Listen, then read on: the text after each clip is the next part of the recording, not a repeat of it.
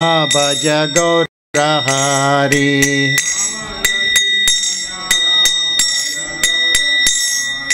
Bhaj Gaura Hari, Bhaj Gaura Hari.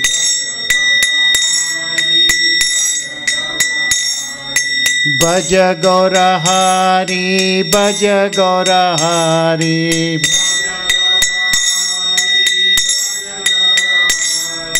Ita boli Nityananda bhume gadi jaya.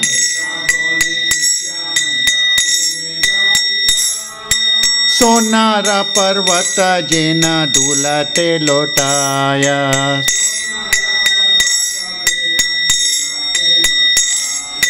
Dhulate lotaya, dhulate lotaya.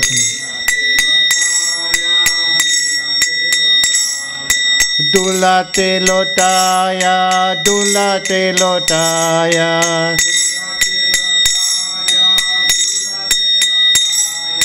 Hina avatare jara rati na janmilo.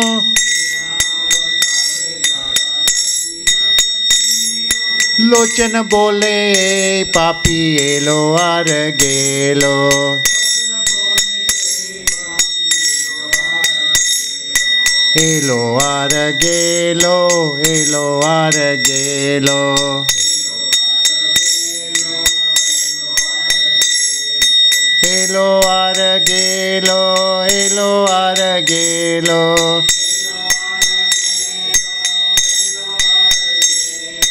Akrodha Paramananda Nityananda Rai. Abhimana Shunya Nitai Nagare Bedai. Hare Krishna, Krishna Krishna, Hare Hare, Hare Ram, Ram Ram, Hare Hare.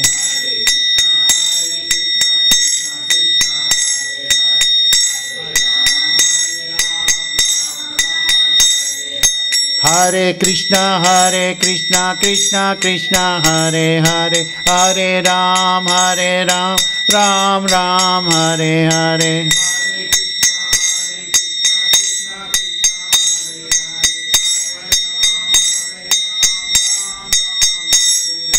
Hare Krishna, Krishna Krishna, Hare Hare, Hare Ram, Ram Ram, Hare Hare.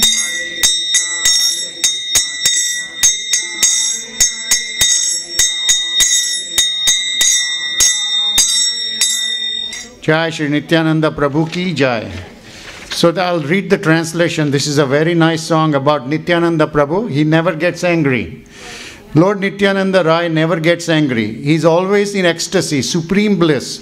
He has no false ego. He wanders to every town and village in Nadia, chanting Hare Krishna, dancing and offering Krishna Prema to everyone indiscriminately. Whether you are a sinner or a saint, doesn't matter.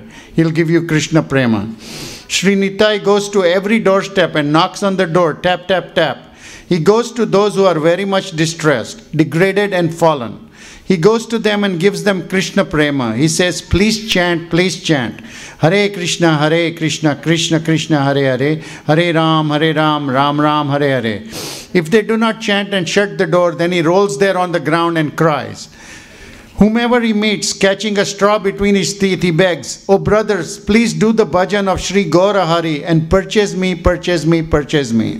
Saying this, Lord Nityananda rolls on the ground in the dust, cries and sheds tears, looking like a mountain of gold rolling on the ground. Such a merciful incarnation is Lord Nityananda.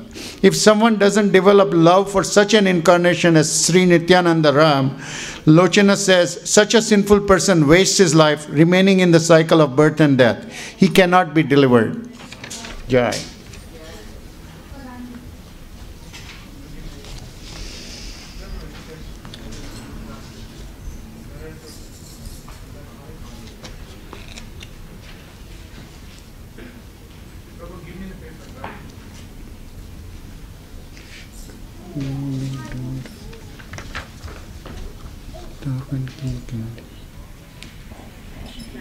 Thank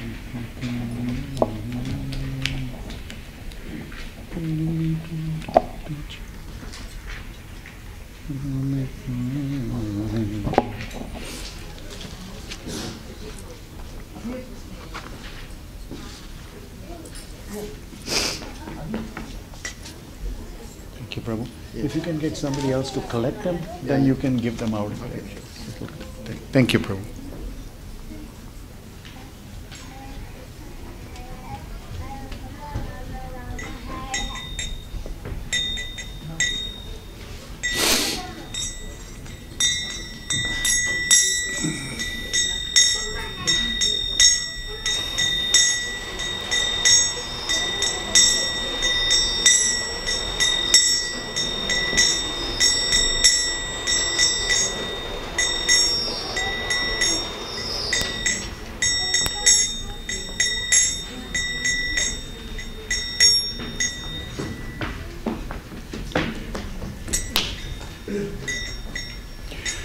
Shrinath ji से मिलने का सत्संग ही बहाना है। श्रीनाथ जी से मिलने का सत्संग ही बहाना है।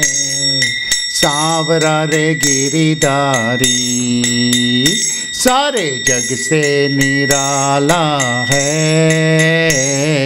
सांवरा रे गिरिधारी सारे जग से निराला है।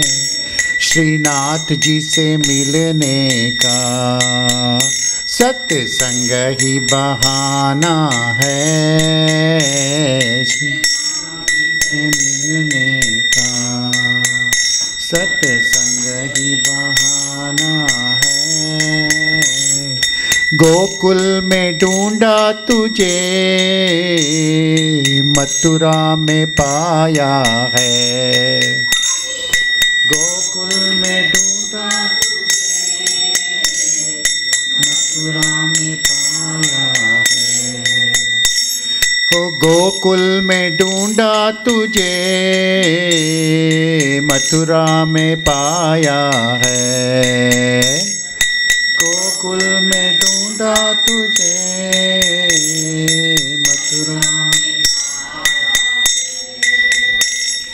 वृंदावन की गलियों में मेरे नाथ का ठिकाना है।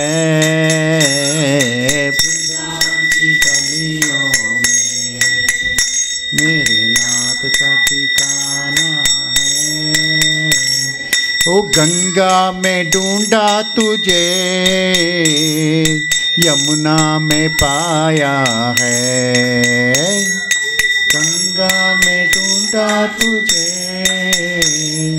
यमुना में पाया है। गंगा में ढूंढा तुझे यमुना में पाया है। गंगा में ढूंढा तुझे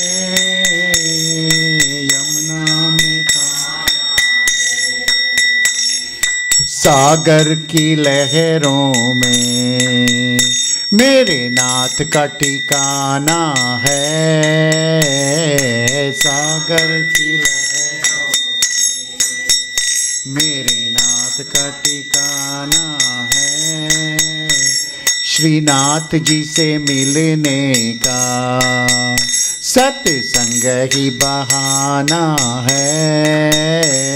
श्रीनाथ जी से मिलने का सत्संग ही बहाना है। ललिता से पूछा तुझे विशाखा में पाया है। ललिता से पूछा तुझे विशाखा में पाया है। ललिता से पूछा तुझे विशाखा में पाया है। ललिता से पूछा तुझे विशाखा में पाया है। श्री राधा के तन मन में मेरे नाथ का ठिकाना है। श्री राधा के तन मन में मेरे नाथ का ठिकाना है। ओ पायल की छम छम में रास की रंगत में, पायल की छम छम में रास की रंगत में, बंसी की सरगम में मेरे नाथ का ठिकाना है। बंसी की सरगम में मेरे नाथ का ठिकाना है। श्रीनाथ जी से मिलने का सत्संग ही बहाना है। श्रीनाथ जी से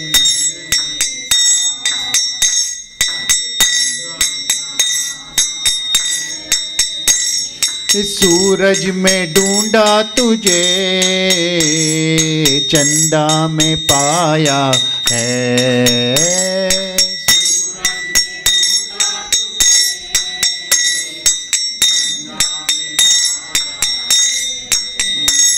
ओ सूरज में ढूंढा तुझे चंदा में पाया है। सूरज में ढूंढा तुझे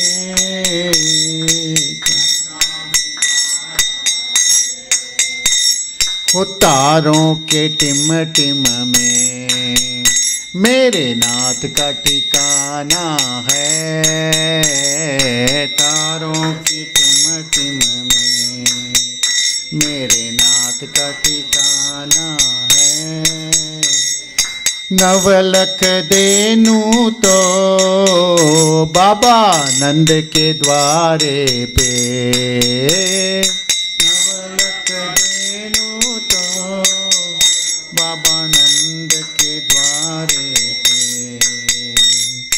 नवलख देनु तो बाबा नंद के द्वारे पे।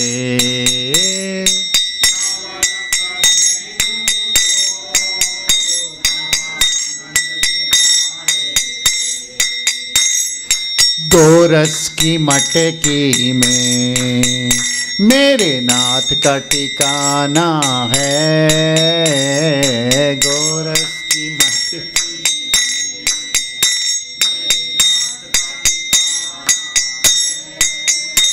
श्रीनाथ जी से मिलने का सत्संग ही बहाना है।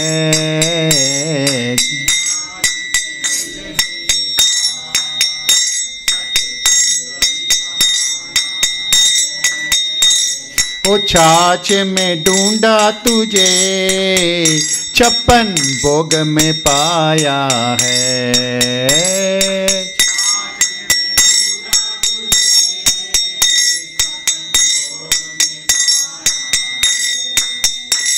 ओ छाछ में ढूंढा तुझे 56 भोग में पाया है।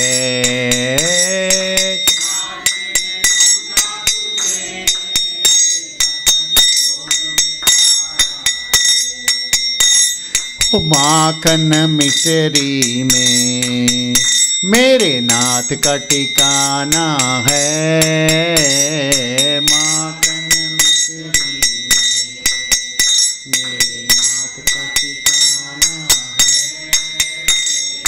तुम ही मेरे मात पिता श्री जी, तुम ही मेरे बंधु सखा। तुम ही मेरे मात पिता श्री जी, तुम ही मेरे बंधु सखा। हो तुम ही मेरे मात पिता श्री जी, तुम ही मेरे बंधु सखा। तुम ही मेरे मात पिता श्री जी, बंधु सखा। हो भक्तों की भक्ति में मेरे नाथ का ठिकाना है। भक्तों की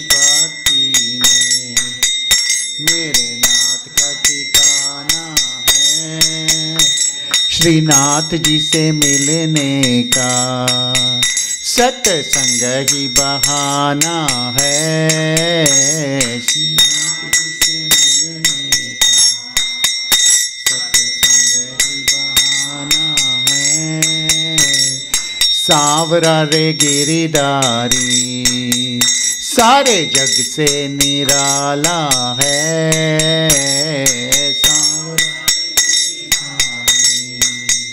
सारे जग से निराला है।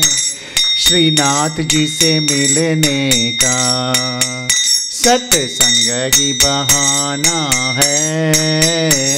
श्रीनाथ जी से मिलने का सत्संग ही बहाना है। श्रीनाथ जी से मिलने का सत्संग ही बहाना है। श्रीनाथ जी से मिलने का सत्संग ही बहाना है। जय श्री श्रीनाथ जी की जय।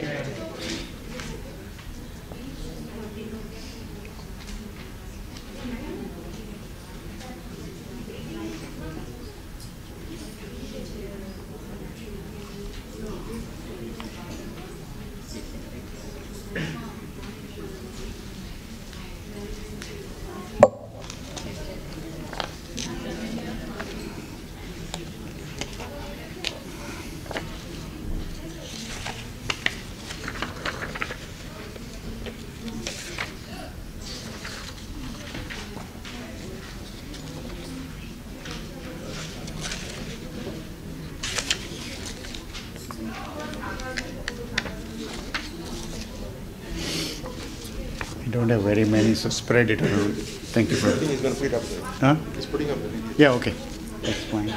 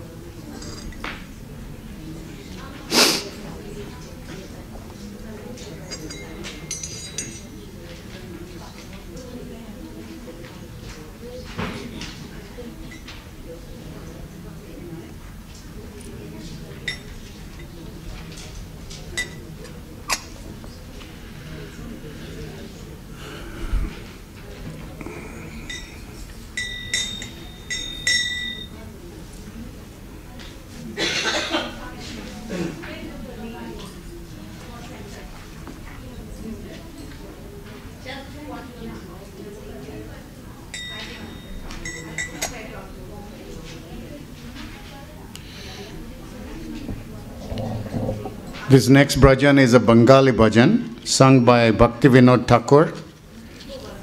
He was a great saint in the Gaudiya Vaishnava Sampradaya.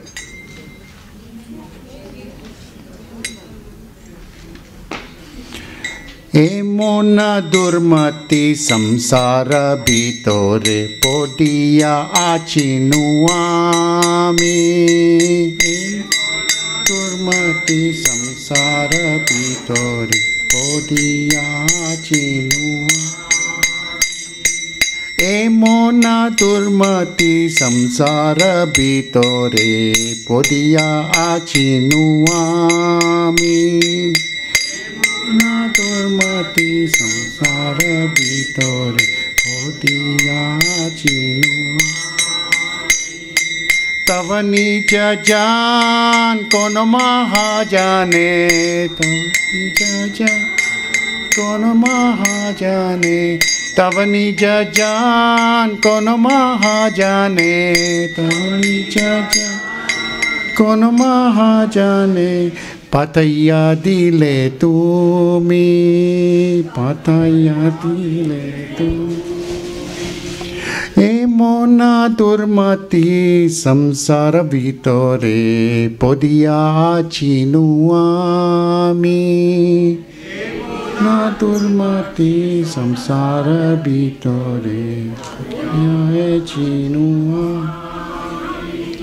দয়া করি মোরে পতিতা দেখিয়া কহিল আমারে গিয়া করি মোরে পতিতা দেখিয়া কহিল আমারে গিয়া ওহে দিন জান শুনো ভালো কথা सुनो बालो कथा ओहे दीना जान सुनो बालो कथा दीना जान उलसित बेहिया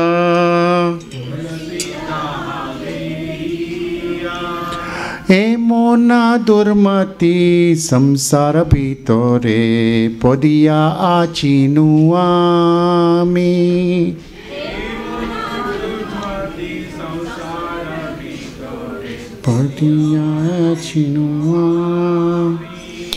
तुम्हारे तारीते श्री कृष्ण चैतन्य नवद्वीपे अवतार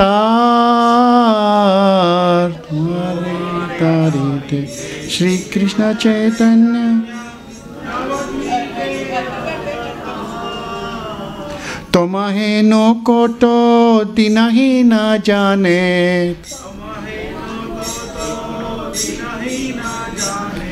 तुम्हें न कोटो दिन ही न जाने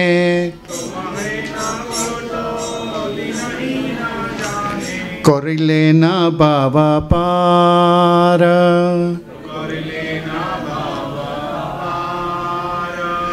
ए मोना दुर्मति संसार भितरे पदिया आचिनुआमी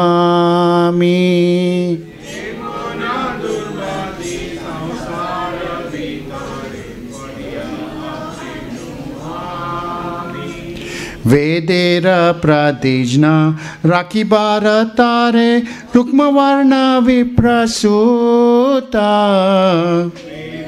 प्रतिज्ञा राखी भारतारे रुक्मवर्ण विप्रसूता महाप्रभु नामे नदिया माताया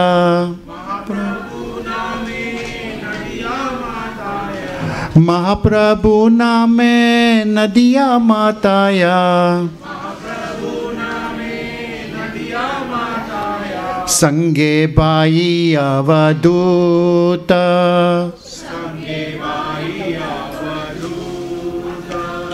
ए मोना दुर्मति संसार भितरे पदिया आचिनुआमी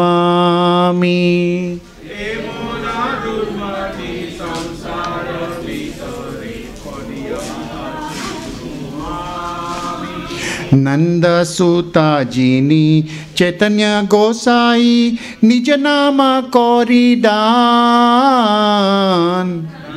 सुधा जीनी चैतन्य गोसाई निज नाम कोरिदान तारिलो जगत तुमियो जाइया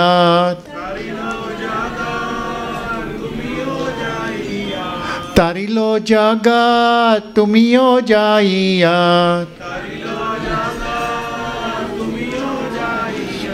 लोहो निज परित्राण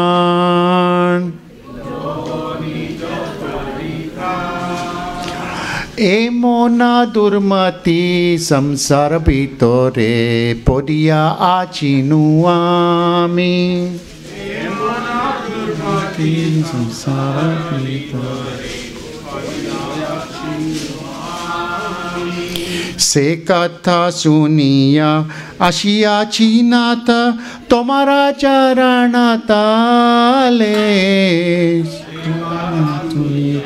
आशिया चीनाथ तुम्हारा चरण ताले भक्ति विनोद कांडिया कांडिया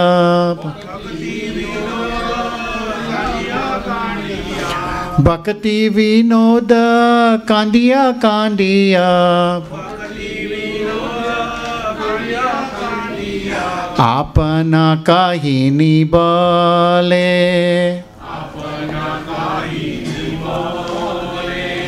એ મોના દુર્મતિ સંસાર ભીતો રે પોડિયા આચીનું આમી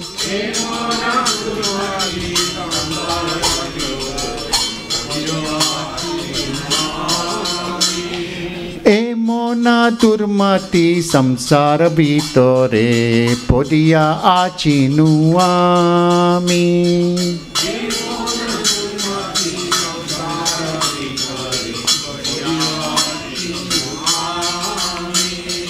Hare Krishna, Krishna Krishna, Hare Hare, Hare Rama,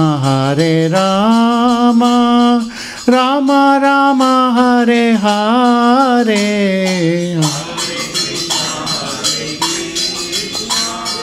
Krishna Krishna, Hare Hare, Hare Rama, Rama Rama, Hare Hare, Hare Krishna, Krishna Krishna, Hare Hare, Hare Rama, Rama Rama, Hare Hare.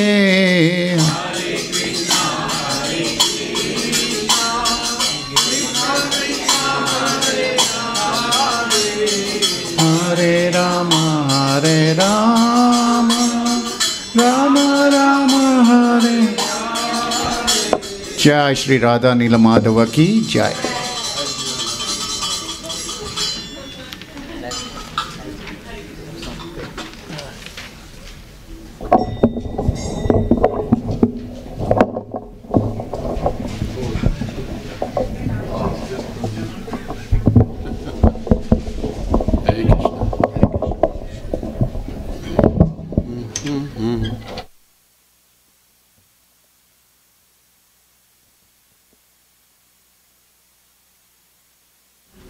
Did you, excuse me, Prabhu, did you already explain this bhajan? I've already done the bhajan, so you could sing the bhajan or... No, but did you explain what it means before? No, or I could do that then. Yeah.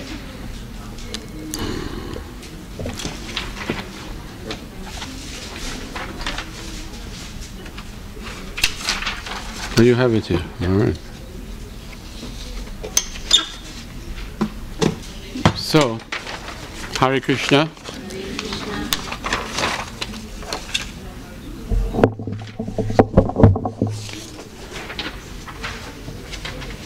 So this bhajan that you all just sang is a wonderful song, wonderful bhajan, written by Srila Bhaktivinoda Thakur.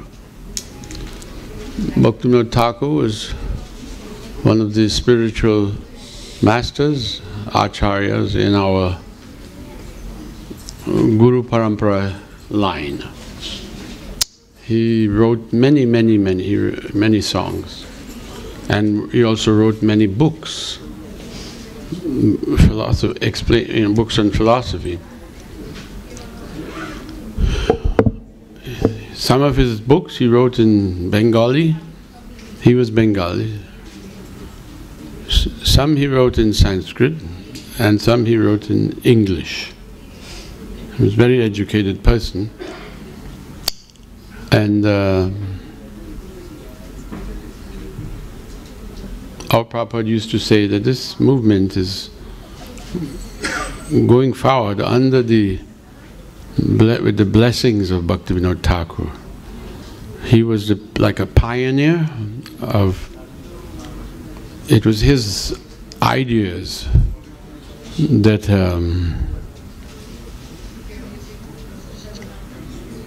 to organize ashrams and have devotees, living in the ashrams, and train them up and send them out to preach. So he came up with these ideas, well thought out, and he asked his son, Bhaktisiddhanta Saraswati, who is the spiritual master, became the spiritual master of our Prabhupada. And he began to put it into, give it shape, put it into practice. Before that, that was not happening in India or anywhere else in the world. So Bhaktisiddhanta was the first. He formed this organization called Gaudiya Math. He opened 64 temples across India, and in these temples, in these maths, they were staffed with brahmacharis and sannyasis, and daily they would go out and preach and distribute transcendental literature.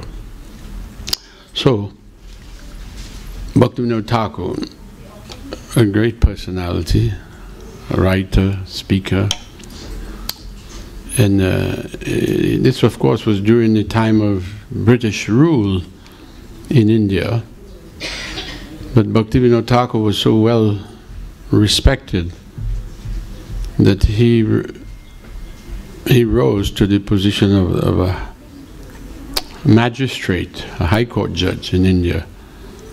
And generally even those positions would be occupied by British men from England, from London. But Bhaktivinoda Thakur was so highly educated and respected that he was a high court judge. So his what you call secular life, he was very admirable and respectable, and his spiritual life was also very. So you couldn't find a fault with him. There's a statement in the Chaitanya Charitamrita. There was, I think it is Sanatana Goswami was glorifying Haridas Thakur, and he said some devotees preach, but they don't behave so nicely. The behavior has much to be desired. And then there are those devotees who behave nicely, but they don't preach. So he said, but you, Haridas, you do both services to the holy name. Your behavior is paka, first class, and you preach. And Chaitanya Mahaprabhu taught that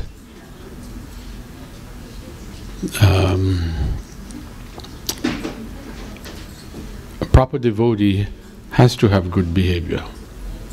Apani achari bhakti sikainu sabare. The word achar means behavior.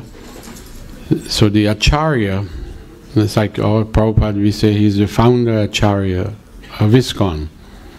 So acharya means one who teaches by his behavior, by his example.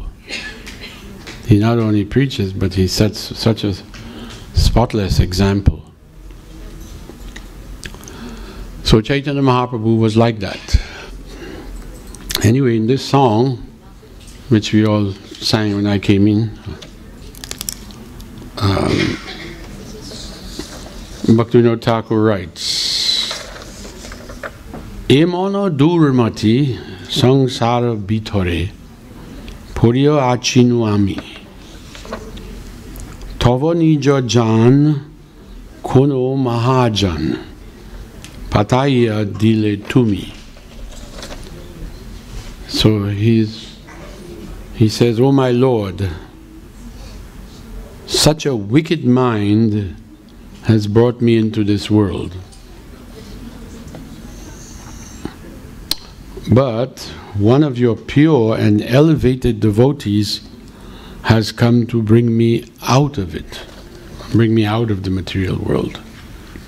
Because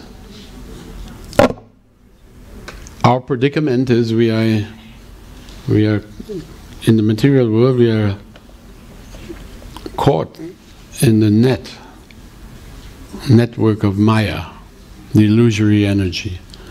And we cannot get out on our own strength. We have no strength. To go up against the material energy, the Maya Shakti, that is an impossible task. Even Krishna says in the Gita, this energy of mine is very difficult to overcome. I tell you, it is impossible to overcome.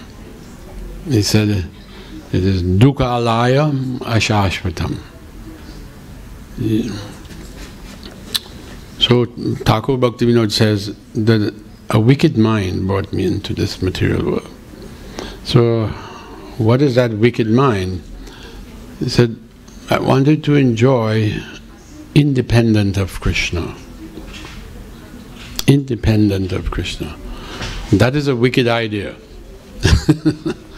Because we are servants of Krishna.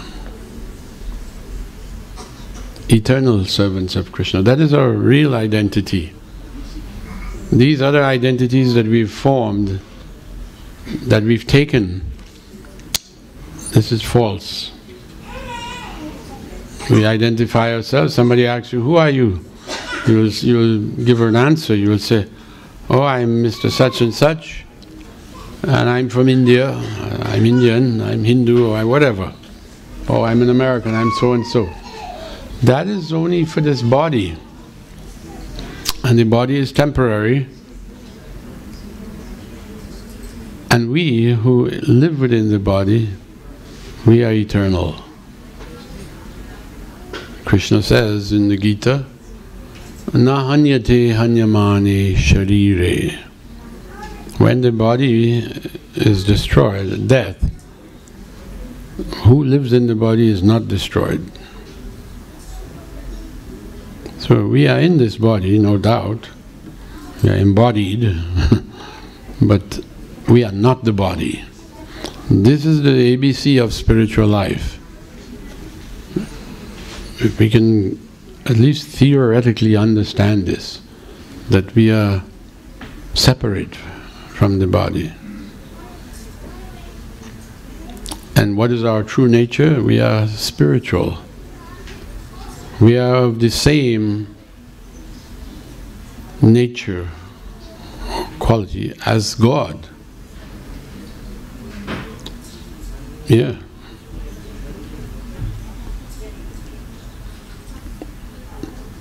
He is spiritual and we are parts and parcels. Krishna claims everyone, all living beings in the world, as his separated parts and parcels. So, he is never born, he is Aja. He says, Ajopi sanabbayatma bhutanam ishvaropi san. I'm never born and I never die. So that is Krishna. And we, being part and parcel of Krishna, we are also never born and never die.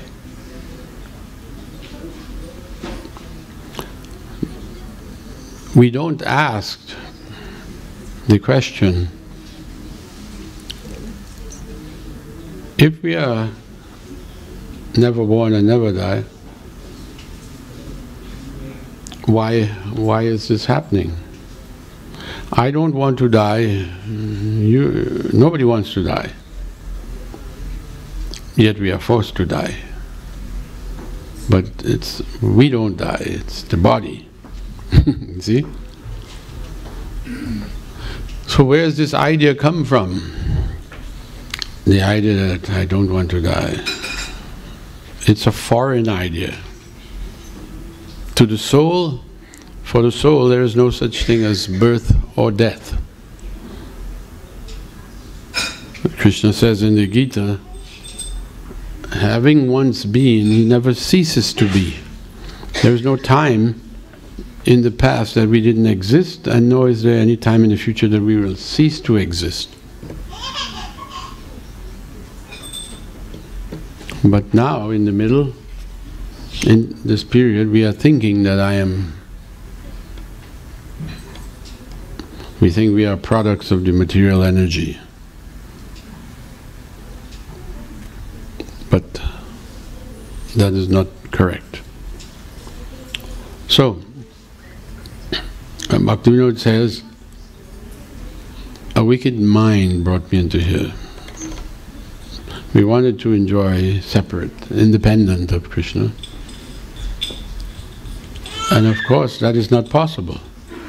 We are always dependent. We are dependent for everything. Right? We are dependent on the sunlight, we are dependent on water, we are always dependent. Ultimately we are dependent on God and Krishna to fulfill our desires.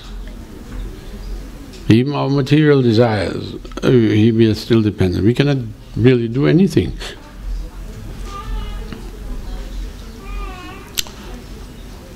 And He's so kind, you want to enjoy it, okay, here's a place where you can imagine that you are independent of me. And so you have the material world, people are walking around thinking, who needs God? They say, God is dead.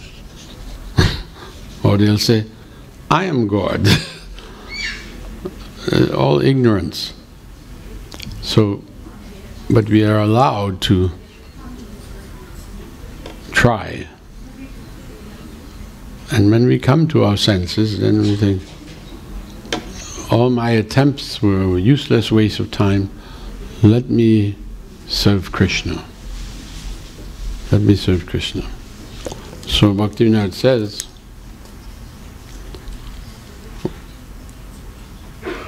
my predicament was, I've come into this world, I don't know when, how long we've been here, but there is good hope, because one of your pure devotees has come to bring me out of it. He saw me so fallen and wretched, took pity on me and said, "O humble soul, please listen to this good tidings, for it will gladden your heart." So,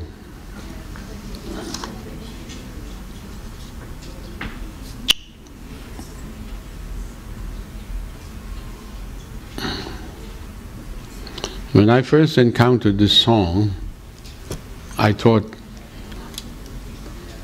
this is my position. And I came into this material world trying to be independent. And one of Krishna's pure devotees, of which there is no shortage, Srila Prabhupada came to rescue me, pull me out. As I said before, we cannot get out of here on our own. Otherwise we would have been out already. But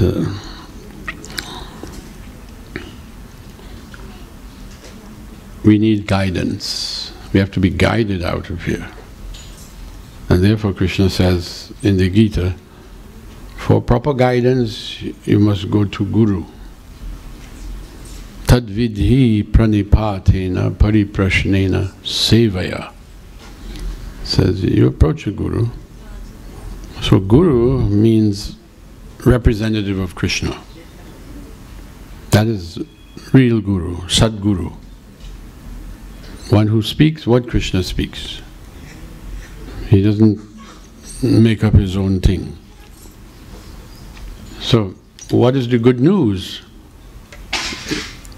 He said, this good news, good tidings, will gladden your heart. And that is, Sri Krishna Chaitanya has appeared in the land of Navadvip to deliver you. He has safely conducted many miserable souls such as you across the sea of worldly existence. To fulfill the promise of the Vedas,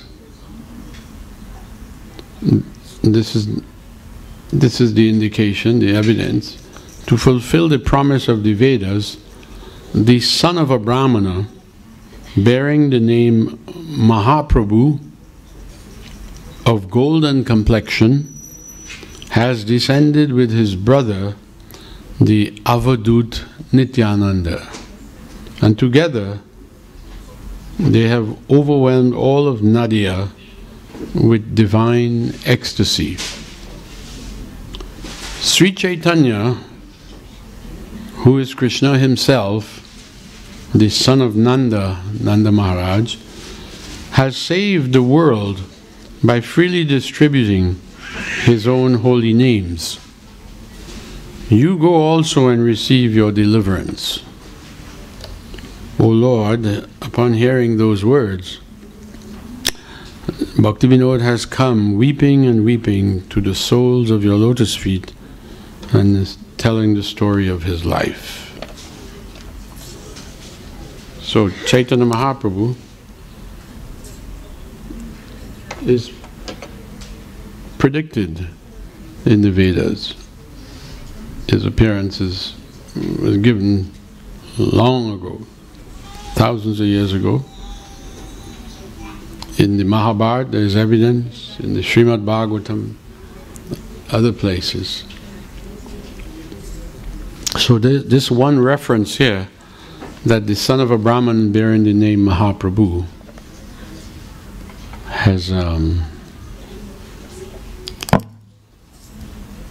descended along with his brother Nityananda. So he said, and he tells us that Krishna is, Chaitanya Mahaprabhu is Krishna. And so Krishna's elder brother is Balaram. So Nityananda Prabhu, those two deities on the first altar, that's Gaura and Nityananda, they are none different than Krishna and Balaram.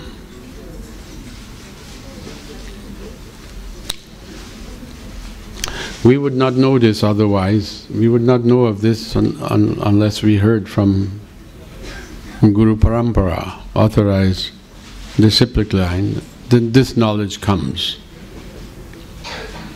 This, as I said, this knowledge is coming down a chain of spiritual, acharyas, spiritual teachers, and with good character, good credentials.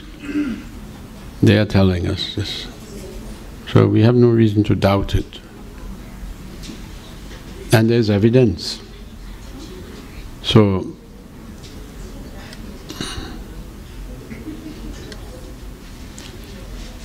in the Mahabharata, trying to remember the verse. No, actually Srimad Bhagavatam in the 11th canto, it is described, again, thousands of years before he came, that he left his home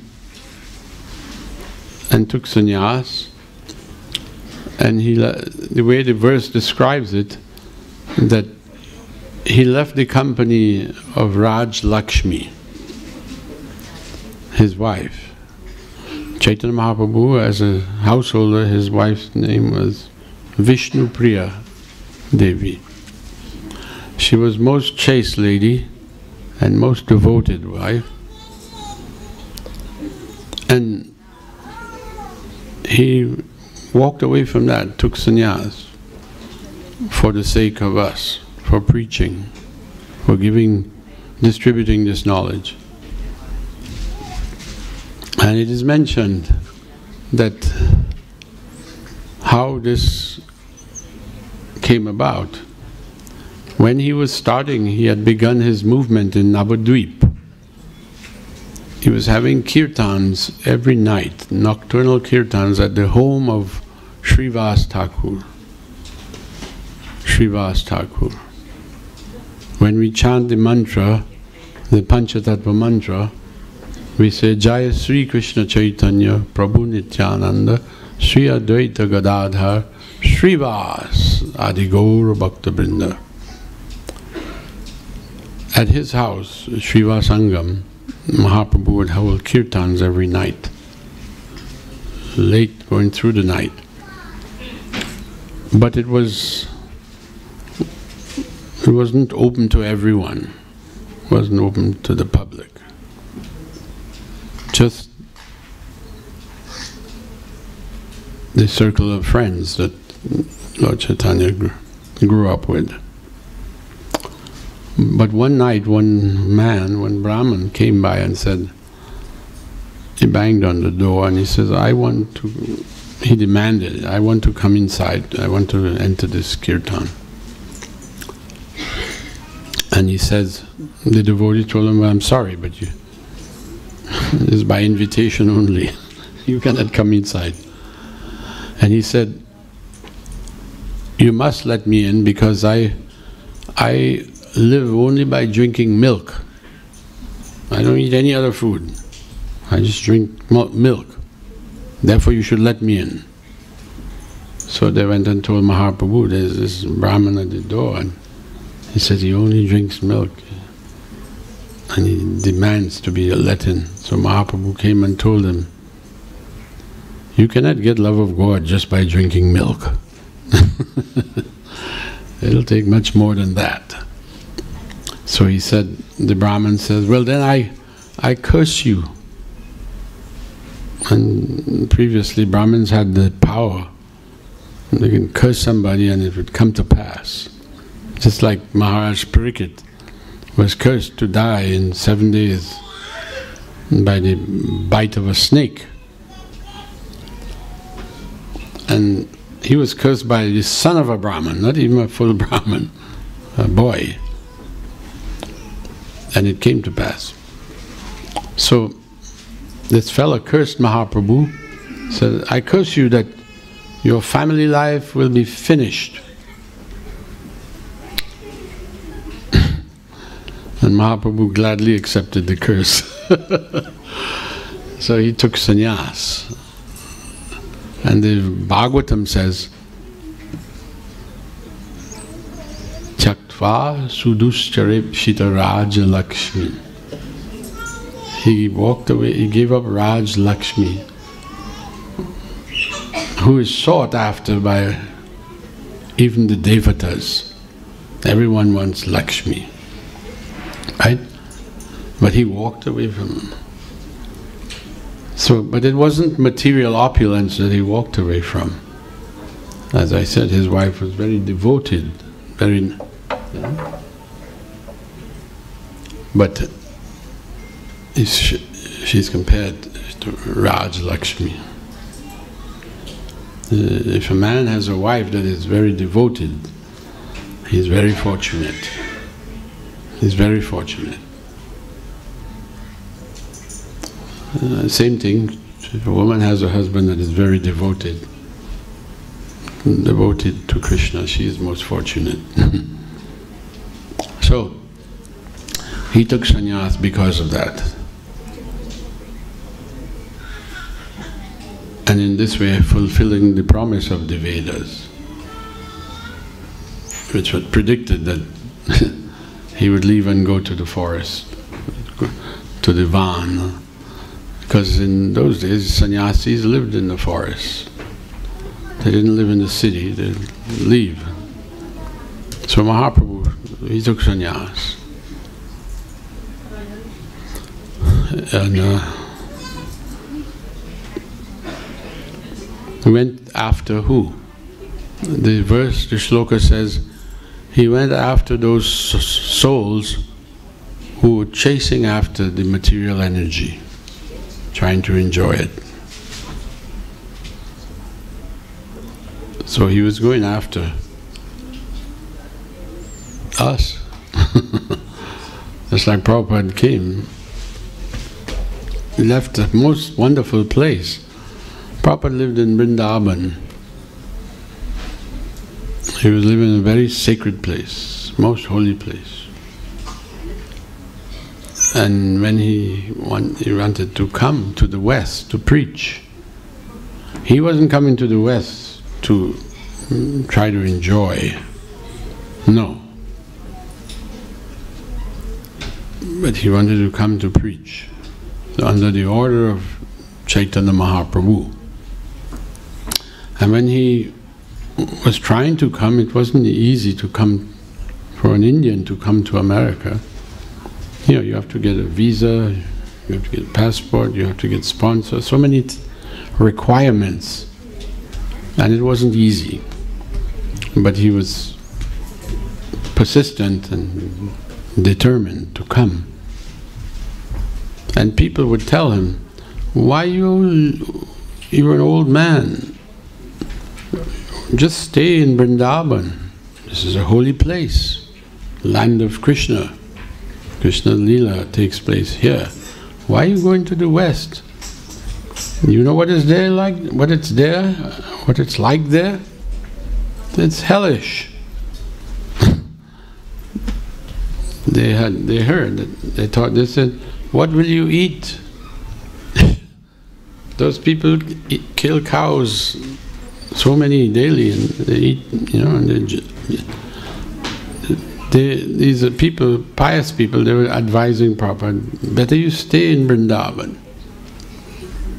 But he was a pure devotee of Krishna, and he had full faith, firm faith, that wherever he goes, Krishna will protect him. And so he came after us. And in a very small way, he began this movement. By what? Chanting. In New York City, he survived a couple cold winters, which for someone like him, this was unimaginable. But he came, tolerated, and he tried to preach to people, tell them about Krishna. And of course, who had heard about Krishna? Nobody. It's one thing to preach in India where everybody thinks, I know about Krishna. Right? Everyone. When I was a young devotee and I meet any Indian man and I try to tell them, they would say, I know Krishna. So, what do you do when they say, I know? Well, it wasn't easy. But here, Prabhupada was coming to people who knew nothing. They never heard Krishna and Balaram and Radha. What to speak of Chaitanya Mahaprabhu? They didn't know anything. But he had firm faith that this is the remedy, this is the only remedy for suffering humanity. And Chaitanya Mahaprabhu said that anyone who has taken birth in the land of Bharat, Bharata Bhumite Manusya Janma Hoila Jar Janma Sarthak Kori Paro Upakar. He said they should make their lives perfect. Anyone who takes birth in India, by taking up Krishna consciousness, and then they should do good welfare work for others. And this means not only in India, but everywhere. So Prabhupada, this was his understanding, that this has to go, this has to be taken out. And he said, although no one had done it, Prabhupada says, in one conversation, he said, I thought, at least I must try. So he tried and he succeeded. It wasn't easy. It was definitely not easy. I mean, how do you're coming with a different culture into this. Who will want to hear? Who will want to hear?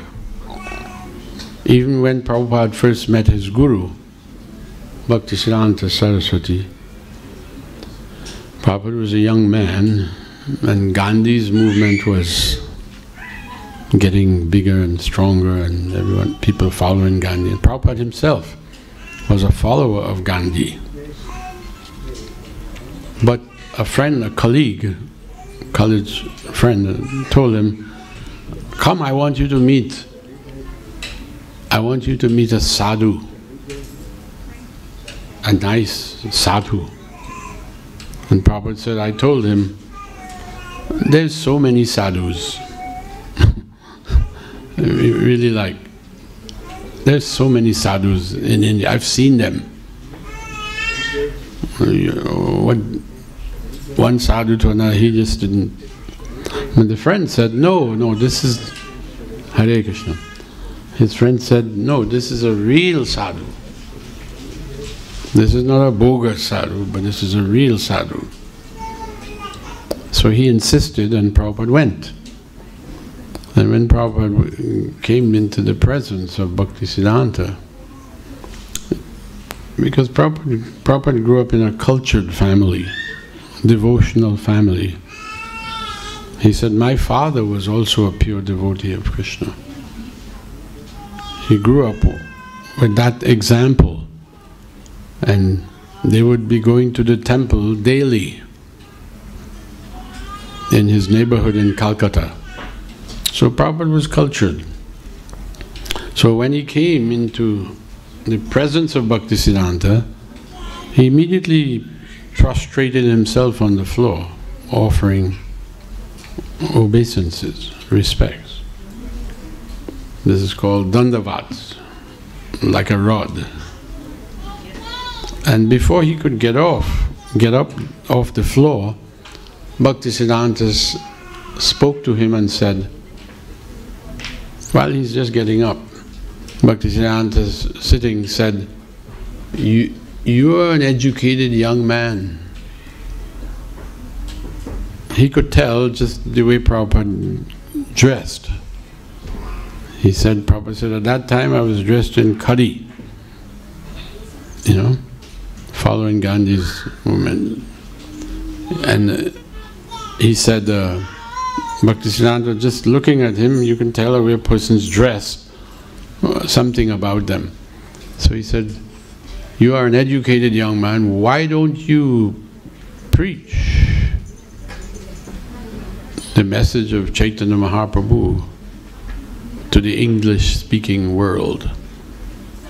And Prabhupada was like, he couldn't believe his ears. He said, he doesn't even know me yet, and he's already given me orders, telling me what I should do. So Prabhupada responded politely, of course, respectfully, to Bhaktisiddhanta. He said, who will want to listen to us? And this is how most people at the time in India thought. He said, who will want to listen to what we Indians have to say when we are under foreign rule, the British occupying our country? They will think, what? So Bhaktisiddhanta responded and said, it doesn't matter who is ruling, who is governing. This is much bigger than that. This is much more important.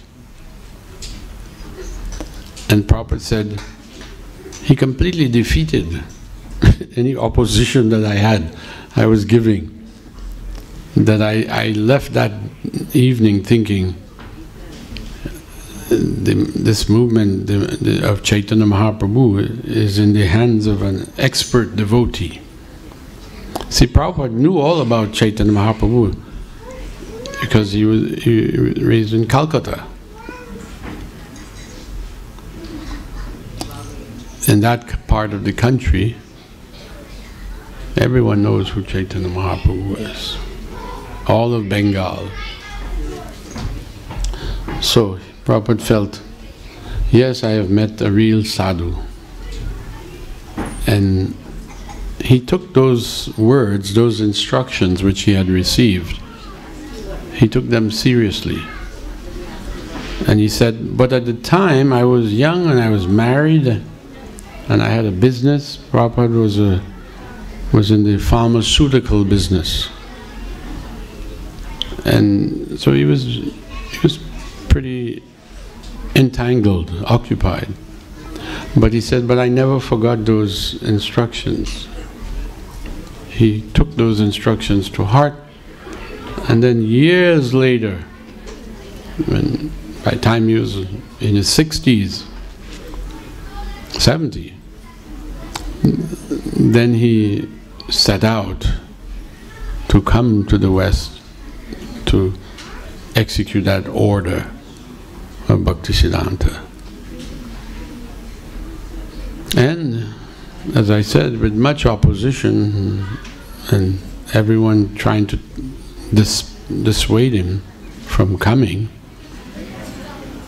he persisted and he came, and now there's hundreds of temples all around the world. Yeah, and when he came to America, he didn't come on one of those luxury liners, those big carnival ships. No, he came on a cargo ship, a small cargo ship. He got a free passage. Even when he approached the woman who owned the shipping company, he was told by some friends, why don't you go and ask her, Srimati Maharaji?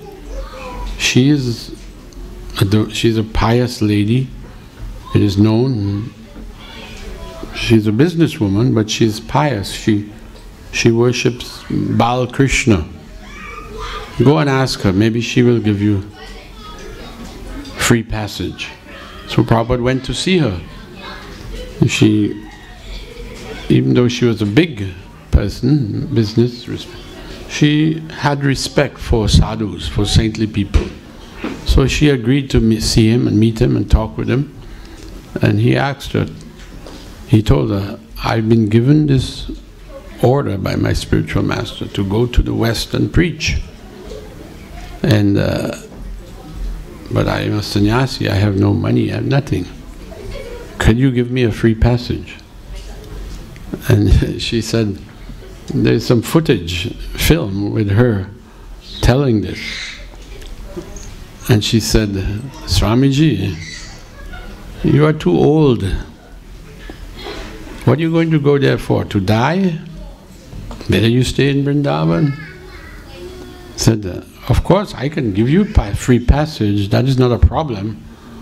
But you're so old.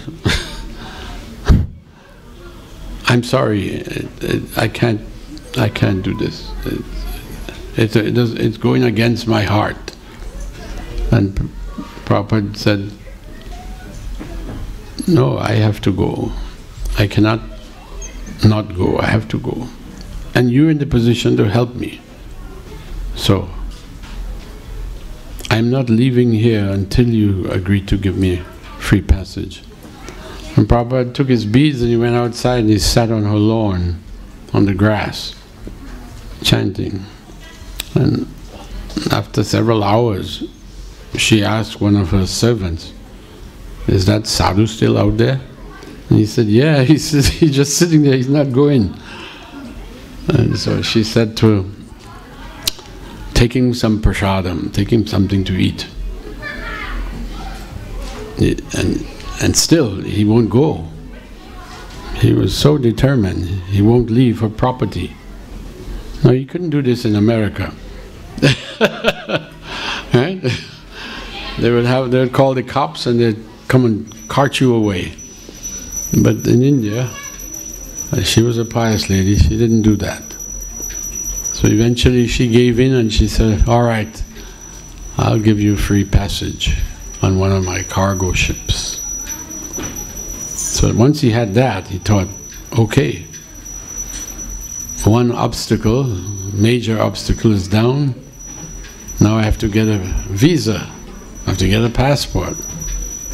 So that was also not so easy to go to the American council, American embassy, and applied to come. So many questions they had. But he persevered, and eventually he got clearance to go. Even without any money. I think he said he landed in America and he had like 40 rupees, which is nothing. What can you buy with 40 rupees in America? But his heart was, he was rich, full of love of Krishna. That was the real wealth he came with. And nobody else had that. And he started in a humble way, and Krishna helped him. Krishna sent people to help him, to assist him. And he formed this ISKCON, International Society for Krishna Consciousness. And in a short 10 years, he went around the world so many times. Every opportunity he got to preach, he would embrace it. Anyone. And so his disciples would bring all kinds of people for him to talk to. They'd bring professors, scientists, even religious people, priests and nuns, writers, poets, all kinds of people, political men, you know. And Prabhupada had the time, he took the time to speak with them and convince them of Krishna consciousness. So, by his grace, this temple is here. Yeah? We have a big debt of gratitude. Yeah. We are indebted. There's a verse in the Bhagavatams that says, as soon as you're born, as soon as you take birth, you immediately become indebted. You're indebted to your parents, you are indebted to the forefathers, those who came before, you are indebted to the devatas. You're indebted, you're in debt, you're always in debt. And now, we find ourselves, we're in another debt. We are in debt to Prabhupada. And what he has given is so precious, so great, that how can we repay him? How can you repay that debt? So he told us, he said, you can never repay me this debt. What I'm giving you, this Krishna consciousness, you can never repay me fully. It's so much, it's so valuable. It's the most valuable thing. He says, but if you want to try, if you want to try and repay this debt, then you should preach. You should try to give it to others. As Mahaprabhu says, whoever you meet, wherever you meet them. This is the exact words of Chaitanya Mahaprabhu, 500 years ago. He said, whoever you meet, wherever you meet them, you tell them about Krishna. Convince them. So, therefore, we are sitting here in this nice temple by the grace of Prabhupada.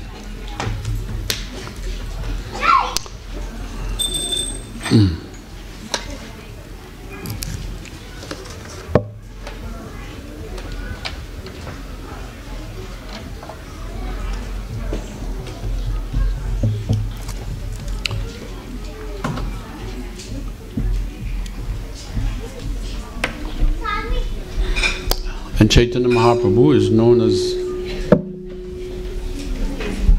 it's too loud. He is Mahavadanyaya Avatar.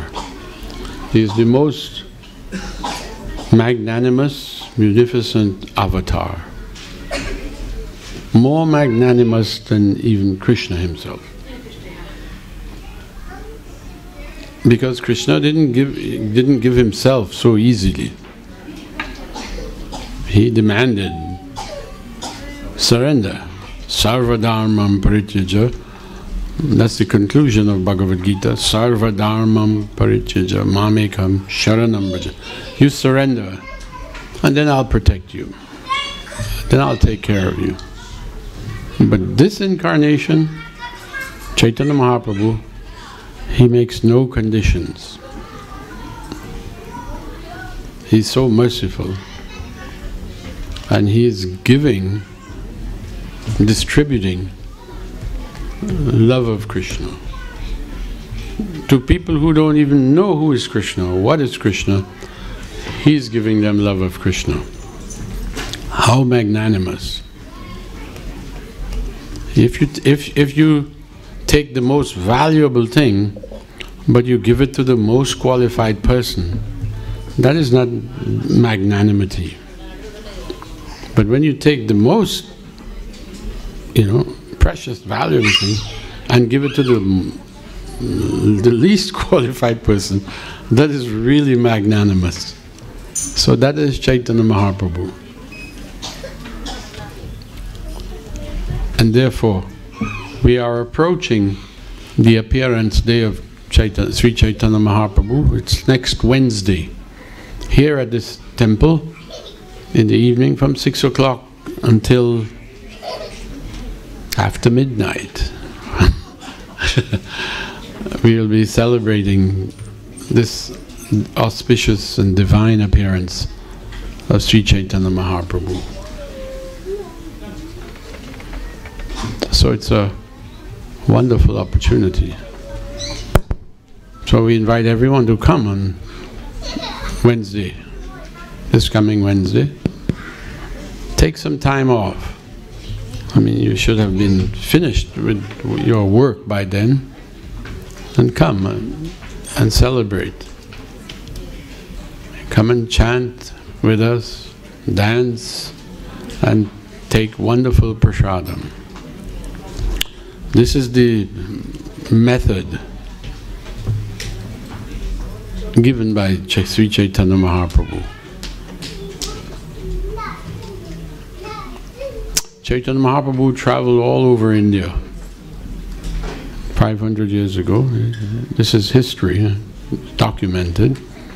And everywhere he went, he was teaching people to chant Hare Krishna and dance. He himself was chanting and dancing. And there would always be prasadam, must be prasadam. He made his headquarters in Jagannath Puri, in Orissa. And the last 24 years of his life, he stayed there. He stayed there.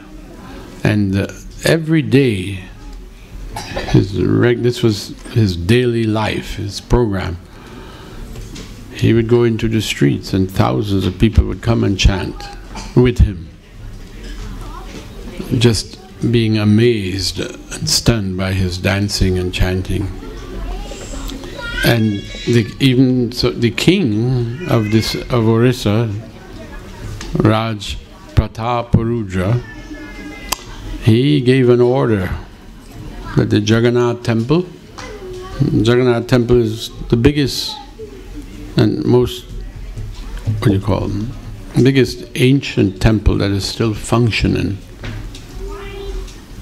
The king gave the order to the temple that they must provide every day, every evening, sufficient prasadam to all the people who are coming to chant and dance with Lord Chaitanya Mahaprabhu. So it was a good impetus. Come and chant and dance and you'll get nice prasadam.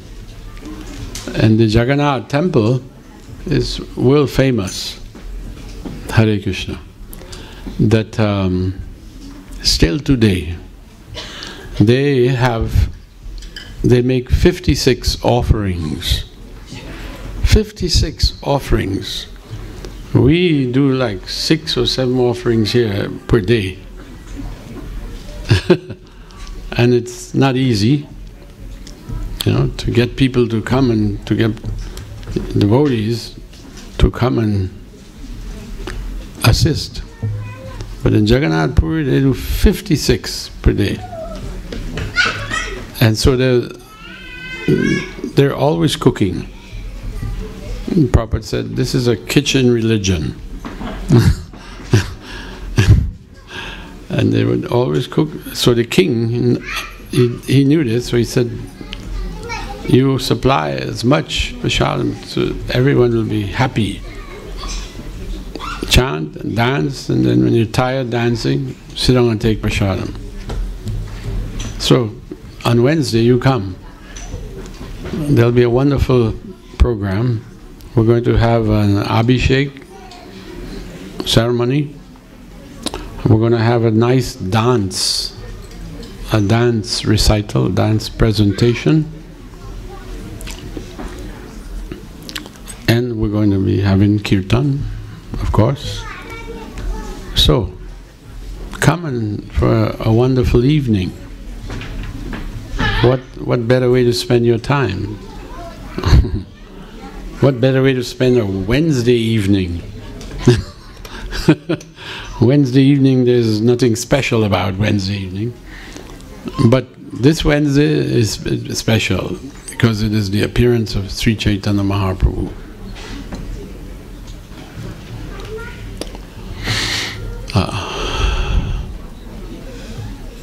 So in about 10 minutes we're going to have the Aarti ceremony, where you'll get an opportunity to stand and dance and chant with us. This is very purifying to chant and to dance.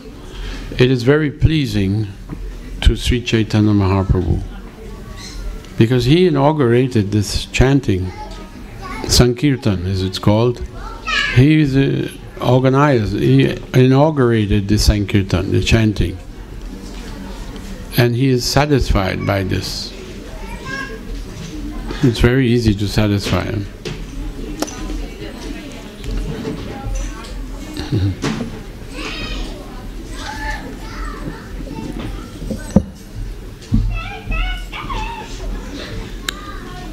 Well, if anyone has a question, you have a few minutes. Yeah, you know, some people believe in God and do puja and worship and stuff, and some people don't. Krishna still supplies to everybody. Yes. So why doesn't he discriminate? Why does Krishna? Not discriminate between people who worship him and people who don't. Because he is the father of everyone. A father doesn't discriminate with his children. But he tries to get the children to... Yes, but some of the children, I know. I have children. So, a father doesn't discriminate. He wants all, but that independence tendency is there. Because why? Because we are part and parcel of Krishna. He is independent, Swarat. He is supremely independent. And being part of him, we have minute independence. We can choose not to serve him. We can choose not to chant Hare Krishna. That is called misuse of our independence. But he doesn't force. He wants you to want him. See? He wants you to want him. He wants your love, bhakti.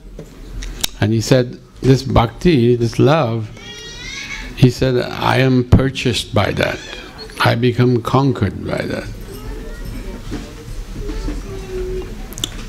So that's why some of us want to, some of us don't want to. Oh, sometimes we want to and sometimes we don't want to.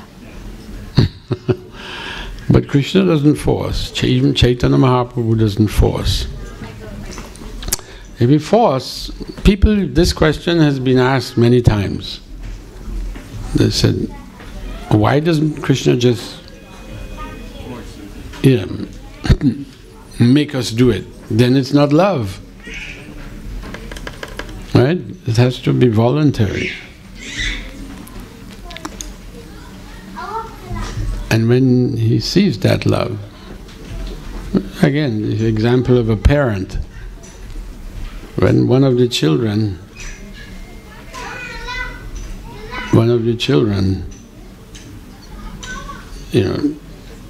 decides that he wants to do his own thing, right? He wants to do his own thing. And the parent is not happy about that, but there's nothing he can do. But if they come back and show and admit, yes, I was wrong, oh, the father is very happy, the parent is very happy. So Krishna is very happy. There's a story in the Bible about the prodigal son, right? This son went away and squandered the money and did all nonsense. When he comes back, the father wants to have a feast. He wants to celebrate. My son, he has returned. So, when we decide, when we make up our minds that I want to go to Krishna, and when we eventually get there, we will find, there'll be a place for us at the dinner table. Krishna will be very happy. He will embrace you and say, how long I have waited for you. We can't imagine the love that Krishna has for us, but in this world we see love in the way a parent loves their child. It's practically, we see how they'll tolerate and do undergo so many things just because of love. And it's like a one-sided affair, right? It's one-sided, let's face it. The father, the mother, they're giving. And sometimes the children doesn't even realize it. They don't realize it. Maybe as they get older. They get older and when they realize it and they express it, then you become so happy. But you will keep giving. So Krishna keeps giving everything, because you cannot fulfill any of your desires yourself.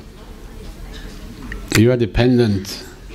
The Upanishads say, Nityo nityanam chaitanas chaitananam eko yo bahunam vidadati kaman. Out of all the eternals, there's one eternal, Nityo and Nityanam. We are all eternals. And the difference is, this one eternal is maintaining all the other eternals. He's maintaining us. We are maintained. Because we cannot provide for ourselves. And He's happy to do that. But He's waiting for when we will straighten up and fly right. He's waiting when we will come together, when we'll get, finally said. There's a statement by Lord Ram, right? You know that statement? You should know. You know Ramayana. Say, if any devotee says, "My dear Lord, from this day on, I'm yours," He said, well, I will protect him, I will deliver him, I'll help him. So, he is unceasingly trying to help us. He sends his representatives. He comes himself in different avatars. He doesn't give up. So, how much he loves us.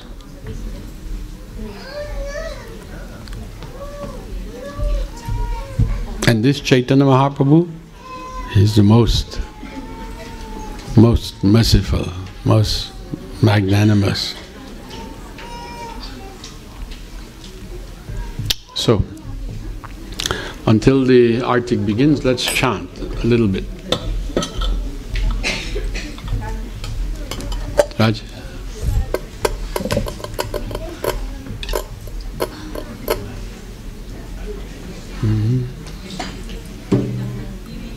Hari Hari Bol.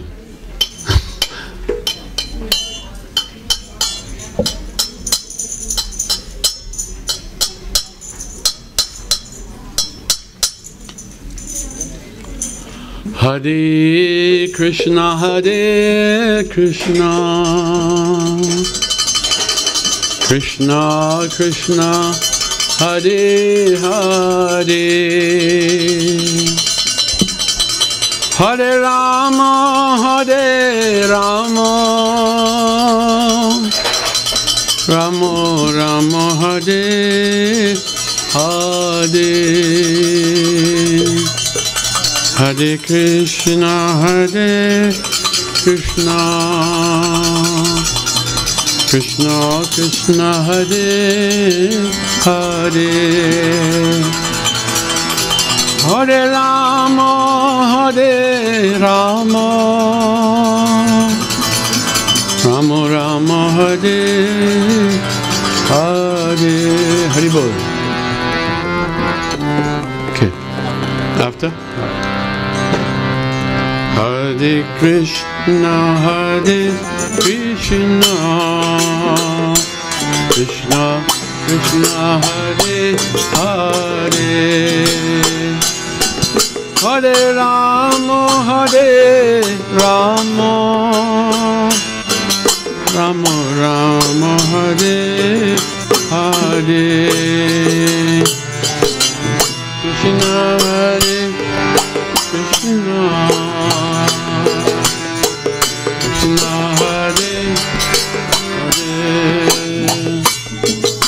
Hare Rama, Hare Rama, Rama Hare Hare,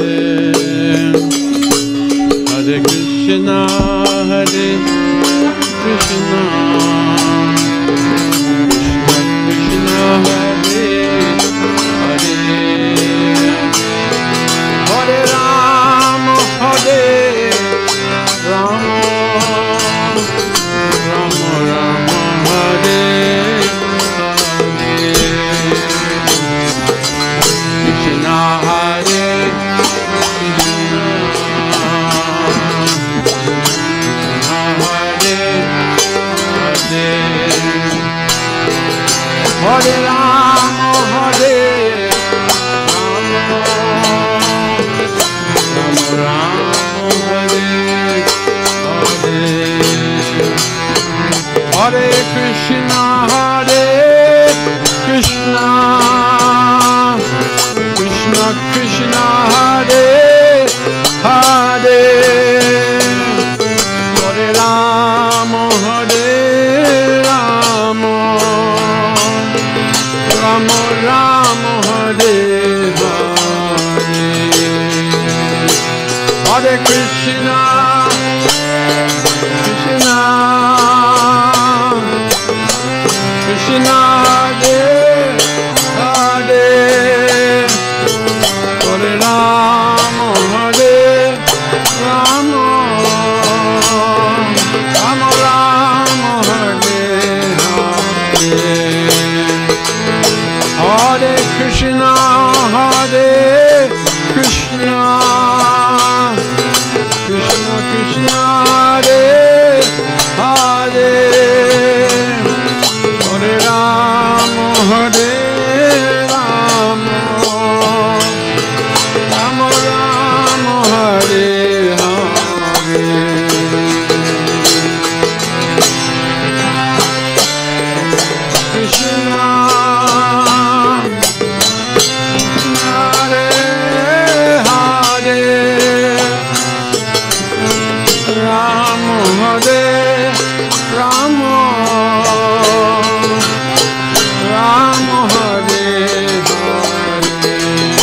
One more.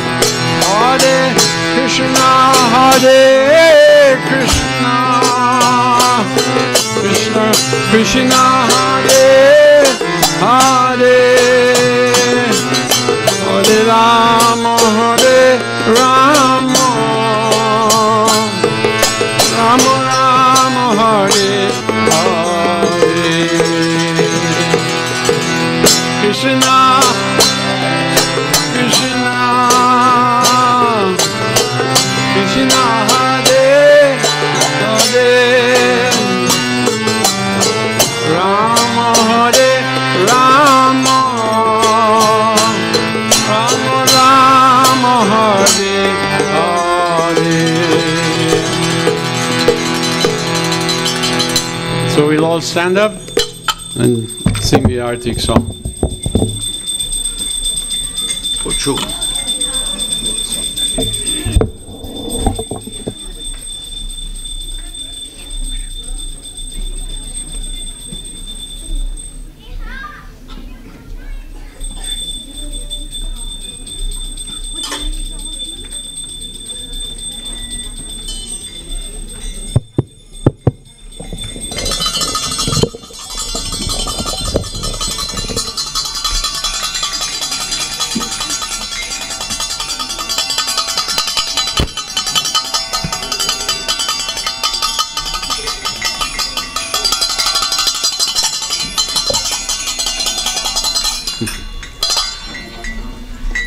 Ki bajayo,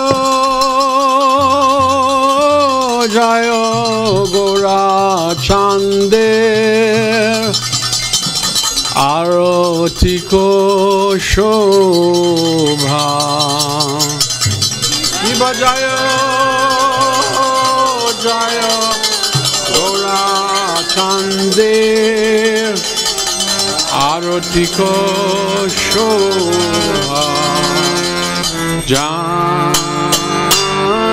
Janavitata Raga Manalobha.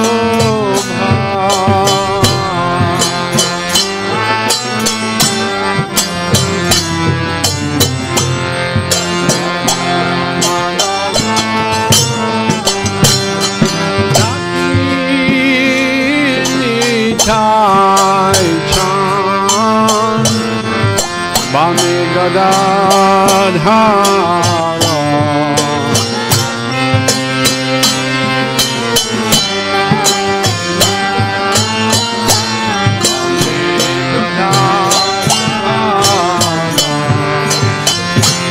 Nikote Advaita Shrini Vasa Chatradara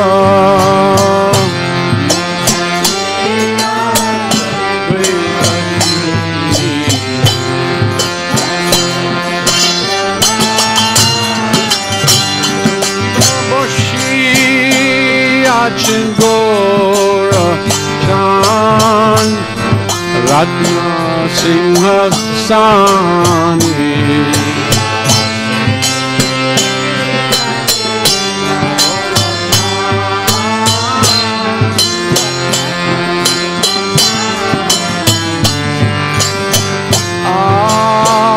Arati Korin Brahma Adi Devagani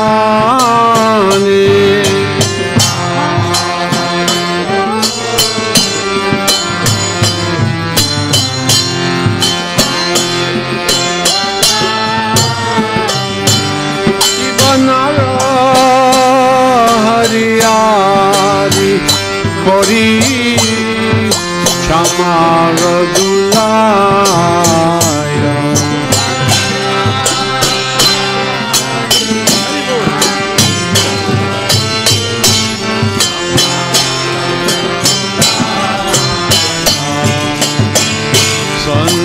Sanjaya Mukunda Basu Goshadi Gaya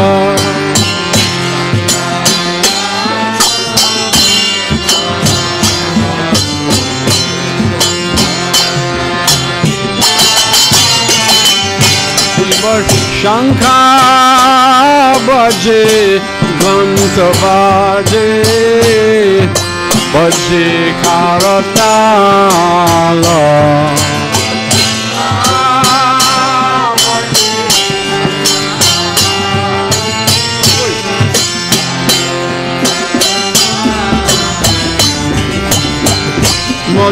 Madhura mridanga baje, Paramara sala.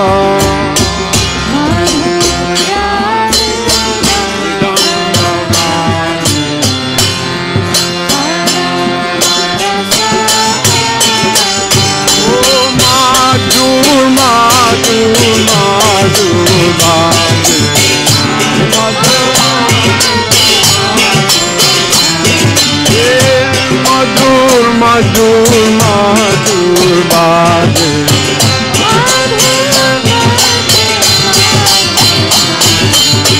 Kankha baje, Kantha baje, Madhur baje.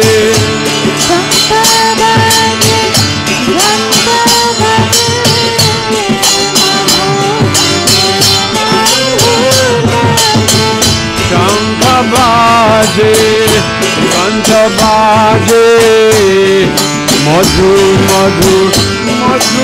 baje.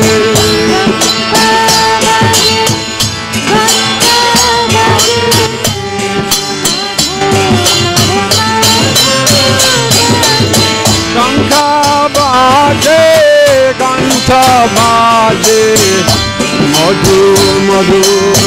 Madhur baje.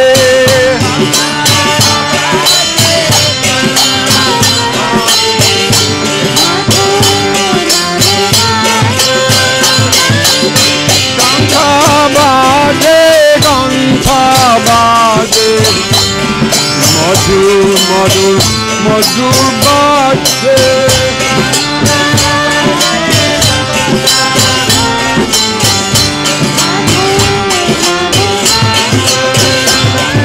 Bahu koti chandrajini, Vadana ujala. Bahu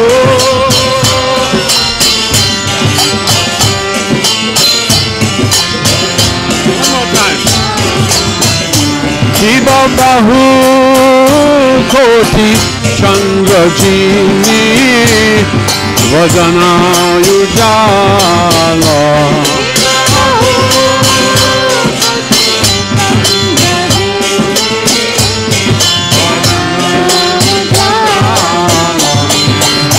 Gala deshe banya mala, Ore jala mala.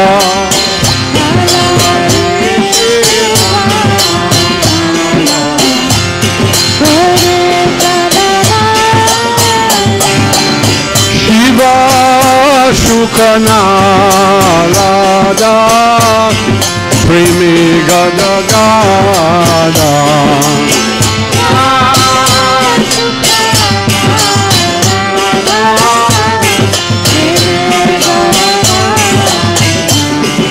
Shiva Shukanalada, Premi Gada Gada.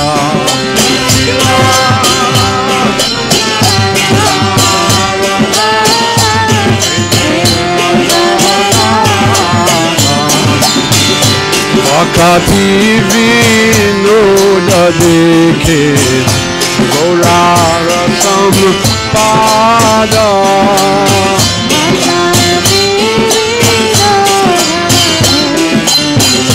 Gaurara sampada. Jayo Jayo Gaura Chande, Aroti Koto.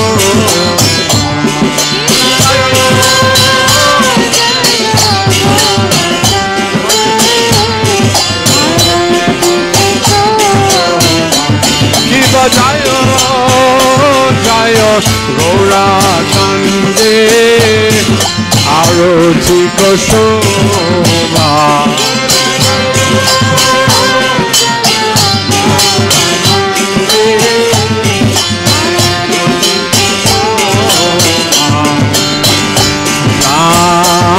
বিখ্যাত বাণী জগমন লোভা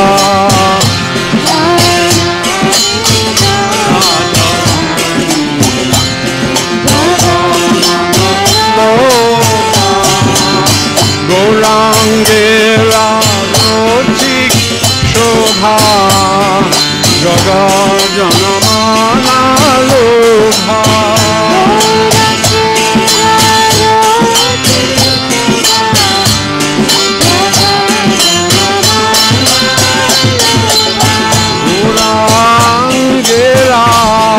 রসিক শোভা জগৎ জন মানলোভা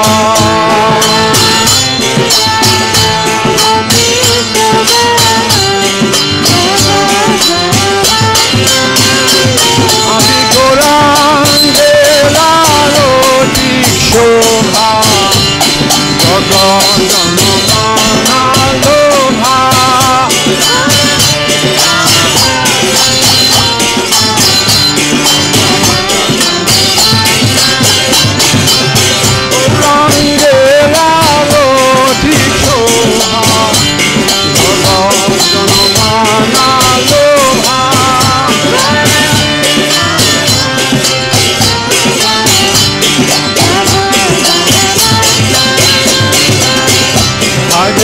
Krishna, Hare Krishna, Krishna Krishna, Hare Hare, Hare Rama, Hare Rama, Rama Rama, Hare Hare.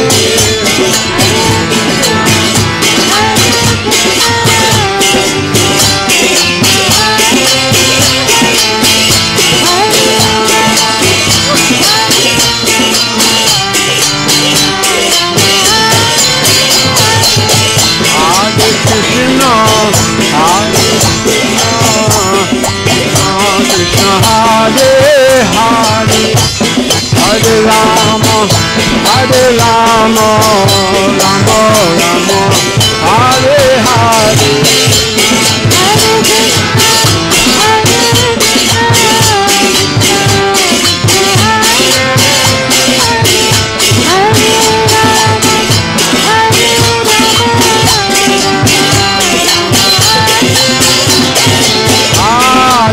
Krishna, Hare Krishna, Krishna Krishna, Hare Hare, Hare Rama, Hare Rama, Rama Rama, Hare Hare.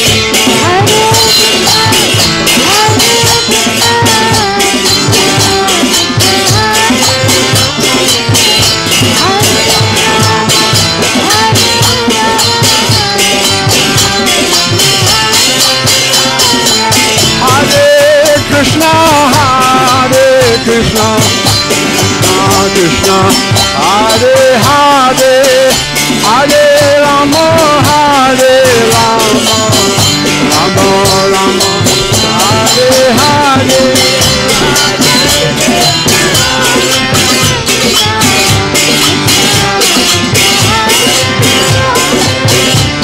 Hare Rama, Hare Rama, Rama Rama, Hare Hare. Hare Krishna, Krishna, Hare Hare, Hare Rama, Hare Rama, Rama Rama, Hare Hare.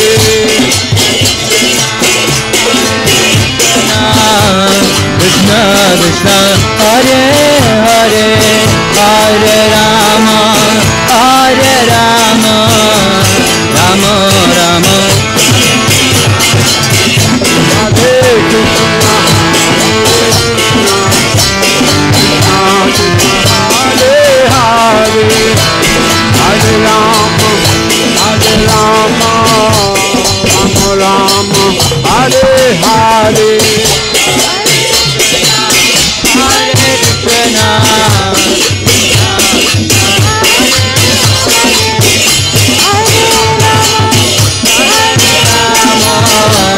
Rama Rama, Hare Hare Krishna, Hare Krishna, Hare Hare, Hare Rama, Hare Rama, Rama Rama, Hare Hare, Hare Krishna, Krishna Krishna, Hare Hare, Hare Rama, Hare Rama, Rama Rama, Hare Krishna, Hare Krishna, Krishna Krishna, Hare Hare, Hare Rama, Hare Rama, Rama Rama, Hare Hare,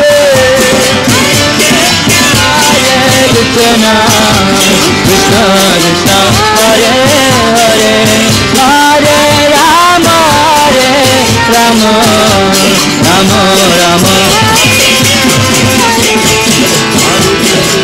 Hare Krishna, Krishna Krishna, Hare Hare, Hare Rama, Hare Rama, Rama Rama, Hare Hare,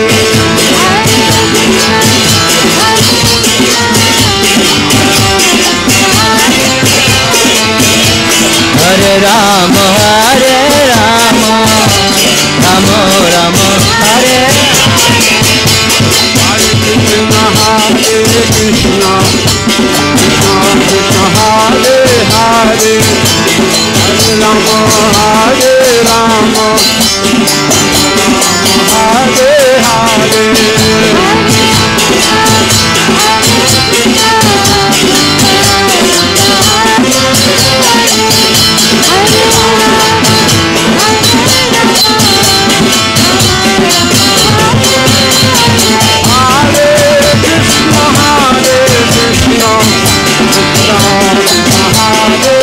Hare, Hare Rama, Hare Rama, Rama Rama, Hare Hare,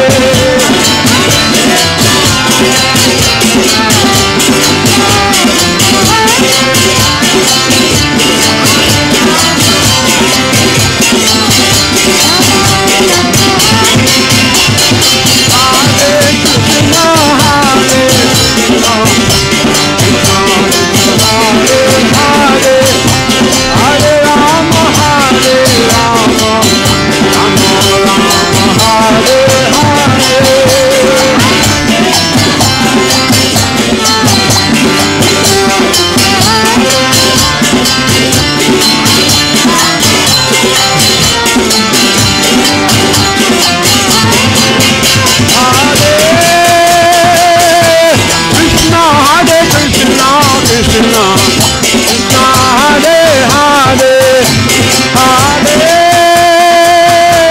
Rama, Hare Rama, Rama Rama, Hare Hare, Hare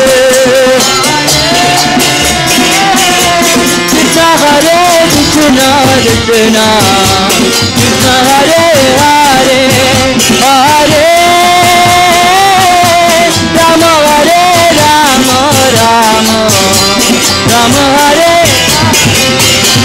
Hare, Krishna Hare Krishna, Krishna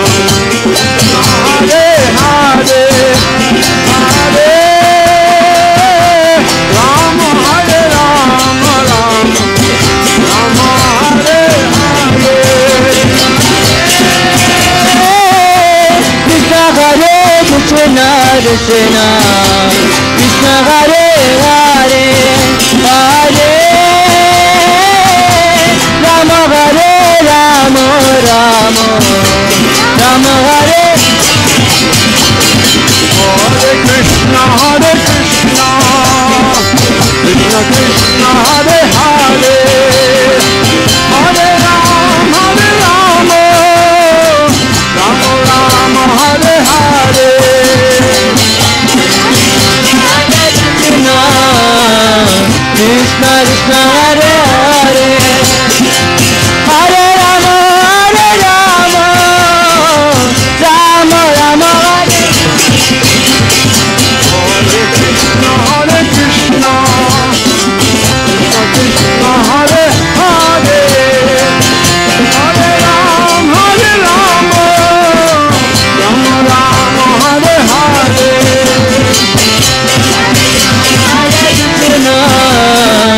Krishna Krishna Hare Hare Hare Rama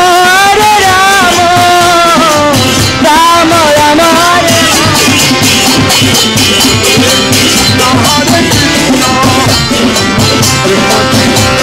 Hare Hare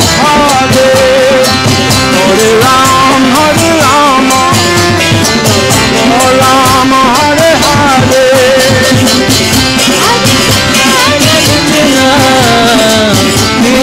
Krishna Hare Hare Hare Rama Rama Rama Hare Hare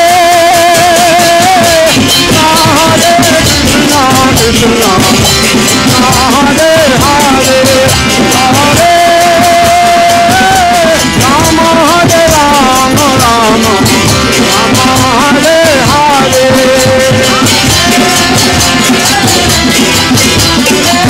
Krishna Krishna Hare Hare Hare Rama Rama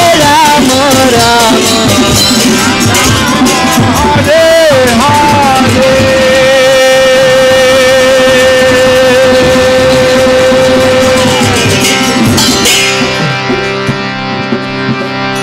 Jai Nitya Leela Prabhu Paramhamsa Parivrajagacharya Stotam Divine Grace Abhay Charanara Binda Bhakti Vedanta Swami Srila Ki ISKCON Founder Acharya Srila Prabhupada Ki Nitya Leela Prabhu Vishnupad Paramhamsa Srila Bhakti Siddhanta Saraswati Goswami Prabhupada Ki Ananda Koti Vaishnava Vrinda Ki Namacharya Srila Haridas Thakur Ki Prem Se Gosi Krishna Chaitanya Prabhu Nityananda Sri Advaita Gadadhar Srivasadi Gaur Bhakta Vrinda Ki Shri Radha Krishna Gopa Gopinath Sham Kun Radha Kun Giri Govardhana Ki Vrindavan Dham Ki Mayapur Navadvip Dham Ki Jagannath Puri Dham Ki Ganga Devi Jamuna Mai Ki Bhakti Devi Tulsi Maharani Ki Naam Sankirtan Ki Harinam Mahamantra Ki Brihat Mridanga Seva Ki Parama Karuna Sri Sri Gaur Nityananda Ki Jagannath Baladev Subhadra Ki Sisi Radha Nilmadava Ki Sita Ram Lakshman Hanuman Ki Sri Sri Lakshmi Narasingha Deva Ki Sam Veda Bhakta Vrinda Ki All glories to the assembled devotees. All glories to the assembled devotees. All glories to the assembled devotees. Glories to Sri Guru and Sri Gauranga. Glories to Srila Prabhupada.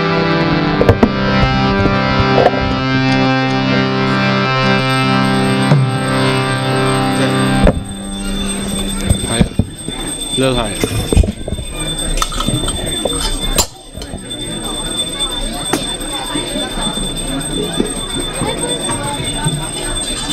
Namaste Narasimhaya.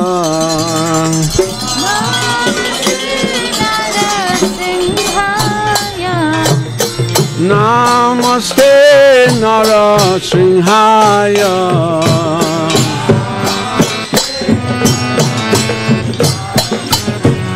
Pralada Lada Dayini.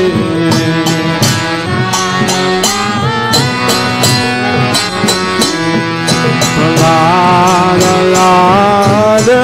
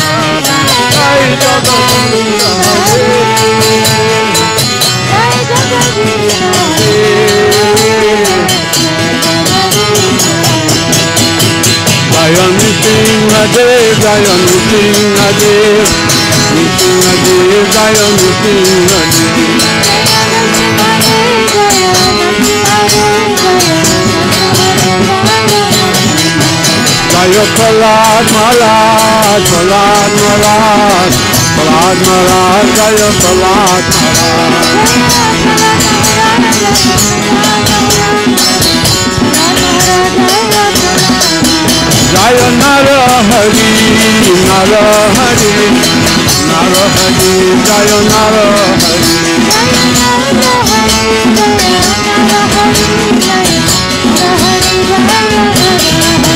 Jaya Gaura Hare, Gaura Hare, Gaura Hare, Jaya Gaura Hare, Jaya Gaura Hari, Jaya Gaura Hari, Gaura Hari, Jaya Gaura Hari.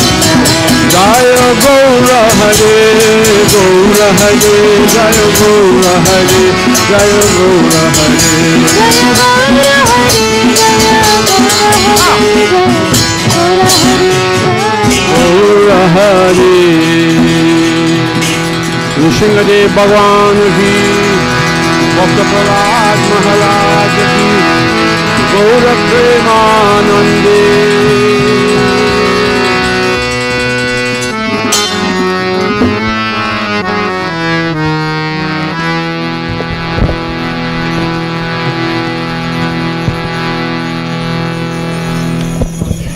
Hare Krishna. So we have a couple of announcements. Today's sponsor of the Sunday feast are Rohan and Nikki. If they are here, please come and take the blessings from the altar here. And it also the birthday of Anish, of Gadadhar Chandra Prabhu's son. Here is Anish. So, how old are you, Anish? 8. He's 8 already, right? So, what did you wish from Krishna? Did you wish something? No. Only Krishna. Chant Hare Krishna. At least can you chant Hare Krishna? Hare Krishna, Krishna Krishna, Hare Hare Ram, Ram Ram, Hare Hare. So let's all wish him Hare Krishna to you. Hare Krishna to you. Hare Krishna dear Ani. Hare Krishna to you. Hari Om. So you can go get the blessings from the altar. And the upcoming events. Who remembers the first event that is coming? Holy! Gaura Purnima. So Lord Gauranga's appearance day on Wednesday. So 20th, 20. Please remember. Please come here in the evening. There's a big program. There will be Abhishek and there are Kirtans and there will be some, I think Agni Dev Prabhu's Kirtan and chanting. And we keep going on until you lose your energy. Midnight? No, probably not, but yeah, Gaura Purnima. That's March 20th. And the next one, right after that, Festival of Colors in Merrimore Park on March 23rd, which is a Saturday, from 12 p.m. to 5 p.m. in Merrimore Park. This is the largest festival here. We are the first one to start this. So you know how good that is. So please do come for the Festival of Colors. And then we have the Mahanagar Sankirtan. And this is what pleases Lord Gauranga. Because this Yuga's Dharma is Sankirtan. It's a Sankirtan Yajna. So we are expecting 300 plus people to come and grace this Mahanagar Sankirtan. It will be in downtown Seattle. So please do call your friends, family, whoever you know to come and participate in this March 30th. It's starting at 2 o'clock and ends at 4 p.m. And then we have Bhagavatam stories for children and families every Saturday and Sunday by His Grace Harivilas Prabhu. He'll be coming soon, so the series will be revived. And Sunday feast at Farm every Sunday, right, from 12 o'clock to 2 p.m. by His Grace Agni Dev Prabhu is here. So we have a lot of programs that's going on. So please do come and support. Now we're back to Kirtan, Prabhu. Kirtan. So we'll be going over the Sri Premadana Deva Stotram.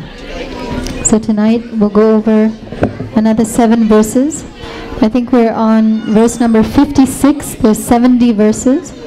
So we'll do 56 to 63 tonight. Before we start, I just want to announce, some of you know His Grace Akrura Prabhu from Vancouver. So yesterday or day before, he got a heart attack in Mayapur. So he's now recovering and is scheduled for an open heart surgery in Calcutta tomorrow and actually Tuesday there. So please do keep him in your prayers to pray for His Grace Akrura Prabhu. So Hare Krishna.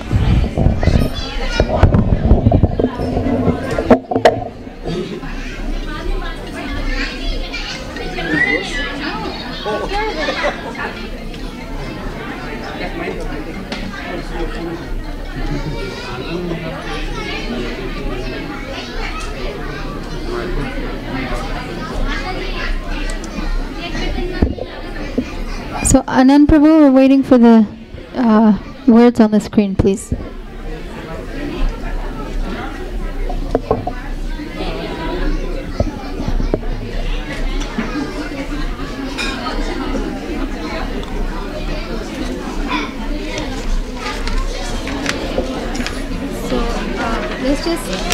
Let's just go over the last 7, I think. We won't go over all of them. Let's go over the last 7. Last 7. 56 to...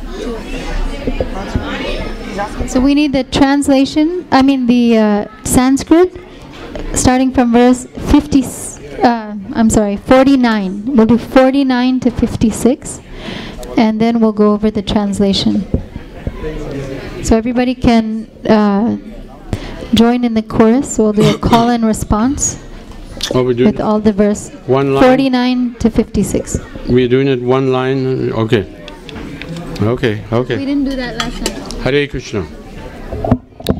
We are nearing the end of this stotram. It's an excellent prayer, and it's an awarder of. It awards one love of God, just to chant this stotram. So, we've been doing this now for the past 5 or 6 nights. Now we are going to, we did 7 verses last night. We did from 49 to 50. Can we ask everyone to maintain silence, please? Hare Krishna. Ladies, Hare Krishna. The please. chit chat can be done outside, not in the temple room. 56. So tonight we're going from 49 to 56, chanting, and then we'll read the translations for the next 7 verses, and then we'll chant that also. So, we need a drum player. Oh, he's here.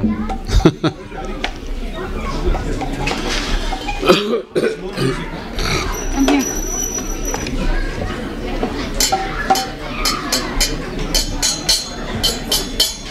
So it's up there.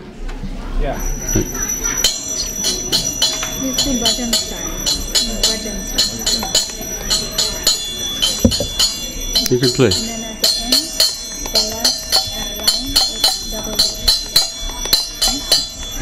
the last line is double beat. Okay? The last line is double beat. Okay? Haribol.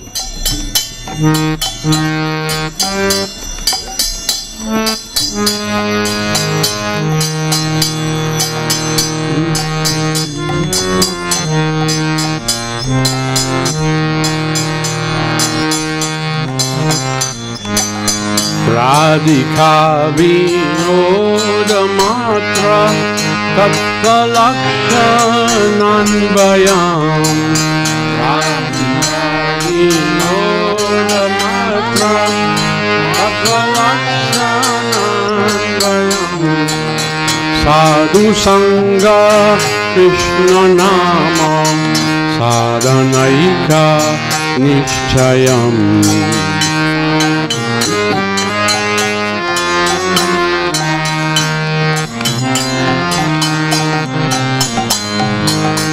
Prema Seva Naika Matra Sadhya Krishna Tatparam.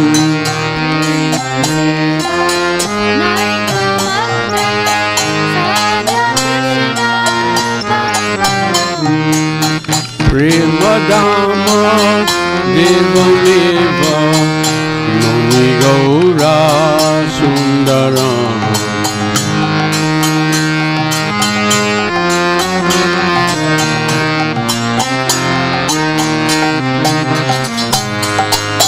Atma Rama Vakshanaika Shastikata Dashitam.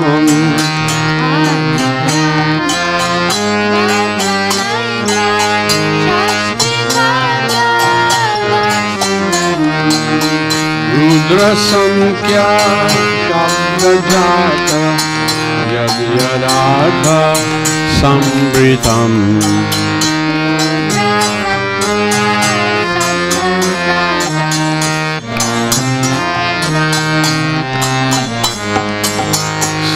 Shiva Sarva Yukta Tattva Artha Buri Dakaram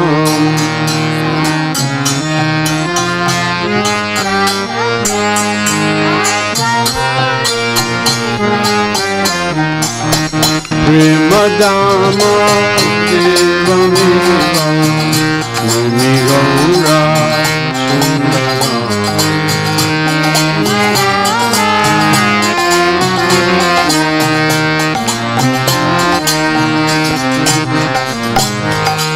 Sri Sanatan Anurupa Jiva Sampradayakam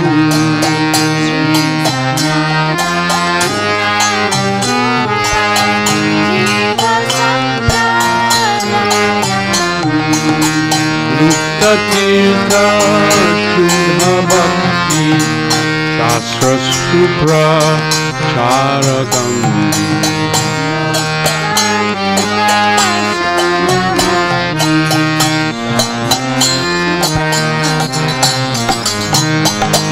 Nila Shaila Natha Pita Naija Kavya Shokaram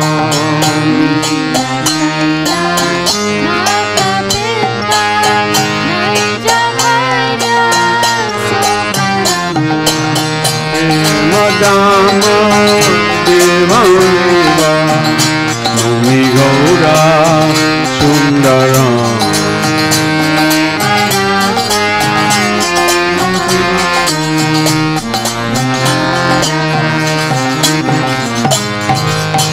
Tyagabhaya Bhoga Buddhi Jiradanda Nindanam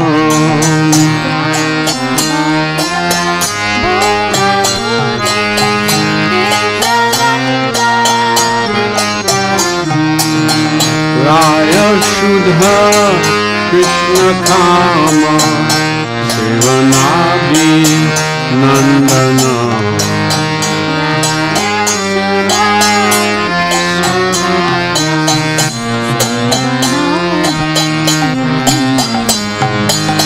Rai Raga Sevanoka Bhagya Koti Dushkaram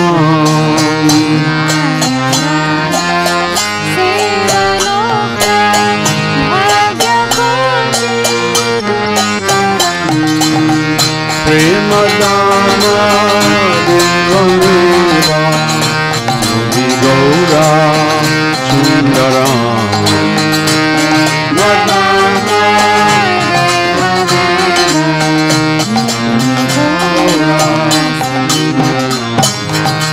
Shri Prayaga Bhakta Vallabha Aita Nisha Sevanam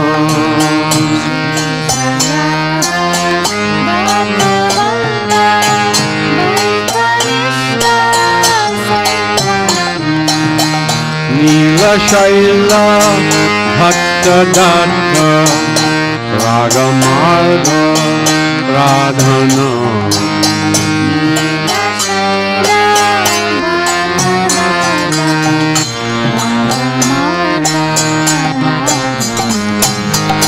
Sri Gadadha Rapitadi Paramantra Madhuram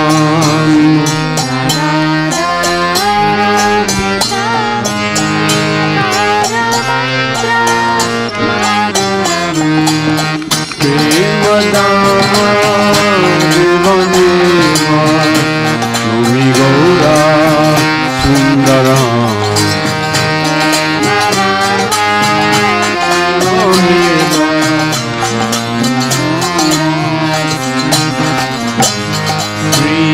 Swarupa Raya Sangha Gambirantya Lilanam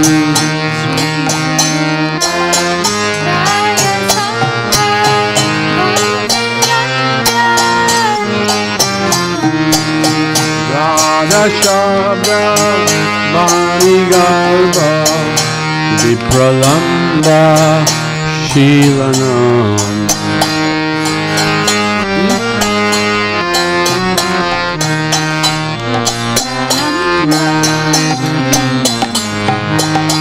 Radhika Rudra Bhava Kanti Krishna Kunjaram.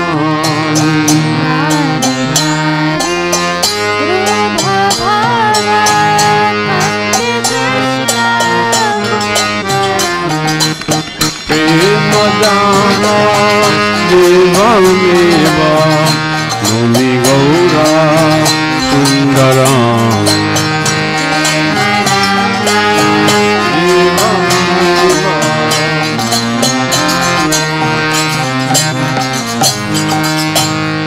Sharupa Kantalagna Mathura Palapakam.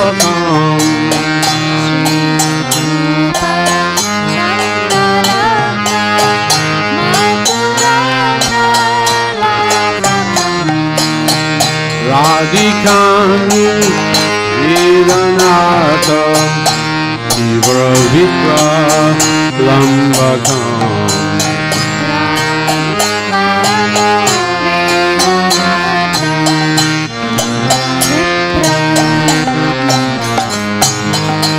Swapnavata Madi Drishta Divya Varna Naturam.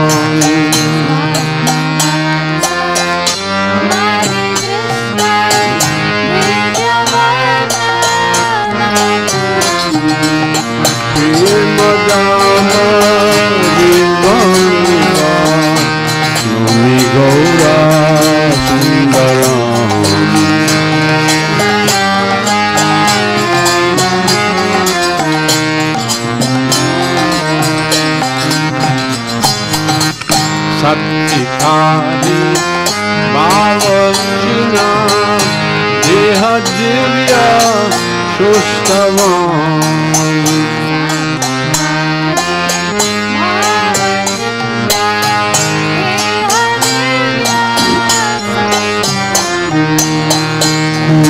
Dharma Dina Sangi Yatra Pushpa Pelavam.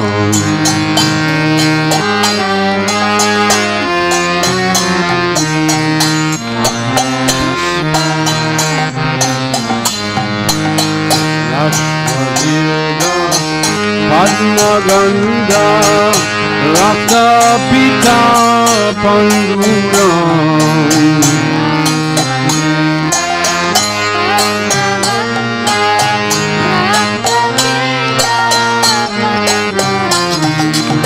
Premadana Devameva Nomi Gaura Sundaram.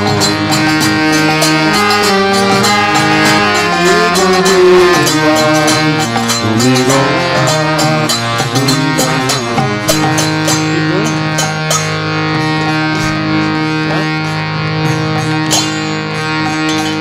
So, now we're going to read the translations for the next 7 verses, and then we'll chant them like we did the other ones. And that will take us up to 63.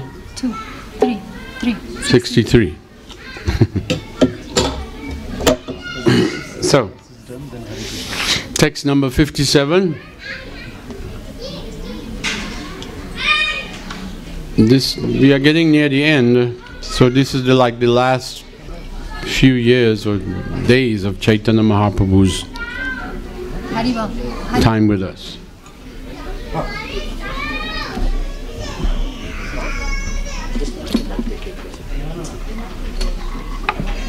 Hare Krishna. So Anish, we announced the birthday and here is the birthday cake. So let's wish him and cut the cake and then we'll continue. Are you ready, Prabhu? You ready?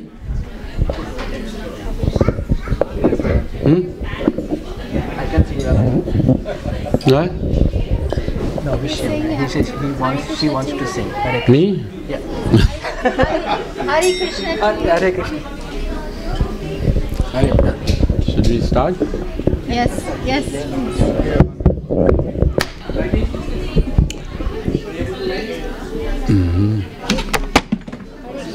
Okay.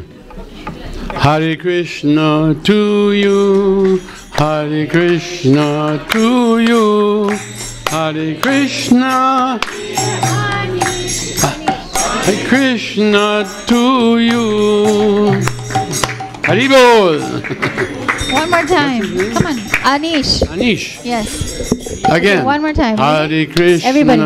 to you, Hare Krishna to you. Hare Krishna, dear Anish. Hare Krishna to you. Hari Bol. You know the second part? Hmm? The second? No. We never did. No, don't. Please. You can do that if you want. It's okay. So, we were going to read now text number 57. As I was saying, we're coming to the end of the pastimes, the earthly Leela of Lord Chaitanya Mahaprabhu. So it's very, what you call, somber. Even the devotees at the time, they knew he's going to leave. You know, and it's a serious time, grave time. I remember when Srila Prabhupada, when he was about to leave, everyone knew because of his appearance. He had stopped eating for the last 3 months. And so he was very, what you call it, emaciated. It's just skin and bones. And Tamal Krishna Maharaj once said to him, Prabhupada, if you don't eat, you will die. And Prabhupada said, what nonsense you are talking. Even if I eat, I will die. This body has to die, as sure as death. So, he said, and besides, anything I eat, I cannot keep it down. It will come up.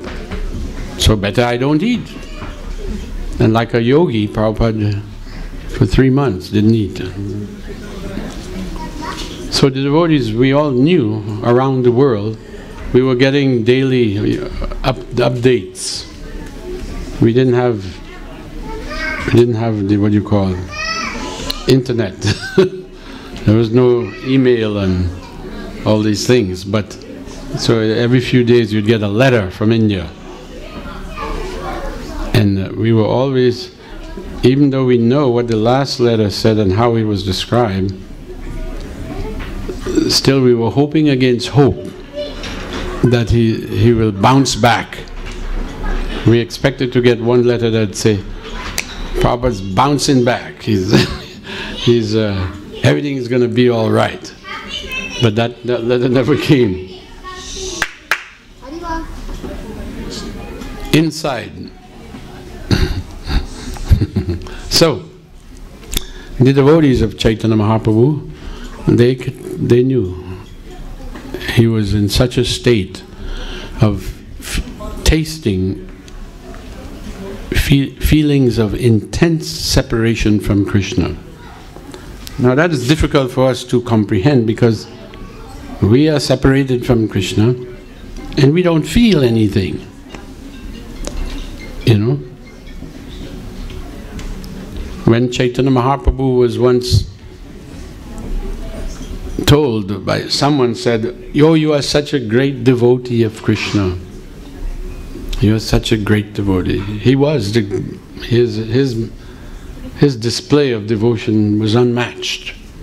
Never in the history of the world has anyone seen such a display of devotion as Chaitanya Mahaprabhu. So when people would say, "You are such a great devotee," he would say, "I don't know what you were talking about." And they say, "But we see you always crying. You're always crying in separation." We'll read. And he said, "Oh, that was just to make a show." And he said, if I had any love for Krishna, how could I go on with my life, living this insect-like life? He said, like an insect, eating and sleeping, etc. How could I go on living if the love of my life, the Lord of my life, is gone? Krishna is gone. How could I go on living? So the fact that I'm still living and he's gone, it means I have no love for him. This was his logic. So we don't, as I said, we don't feel separation. If we did, our lives would change completely. But we go on with it, the same old, right? So, feeling utterly bewildered and grief-stricken due to intense feelings of separation, he rushed towards the entrance of the temple of Lord Jagannath. Overcome by great separation, he suddenly fell to the ground, and his body lay there in a contracted form which resembled kurma, resembled a tortoise. You know there's an incarnation of Krishna, Kurma avatar. Jayadev Goswami sings in the Dasa Avatar Stotra, Keshavadrita Kurma Sharira Jaya Jagadisha Hare. So Chaitanya Mahaprabhu, when he fell in intense separation, feelings of separation, his limbs, from here went into his body. That is most unusual. So his limbs went into the body, the legs went into the torso, and he was on the ground looking like a tortoise. Who could understand that?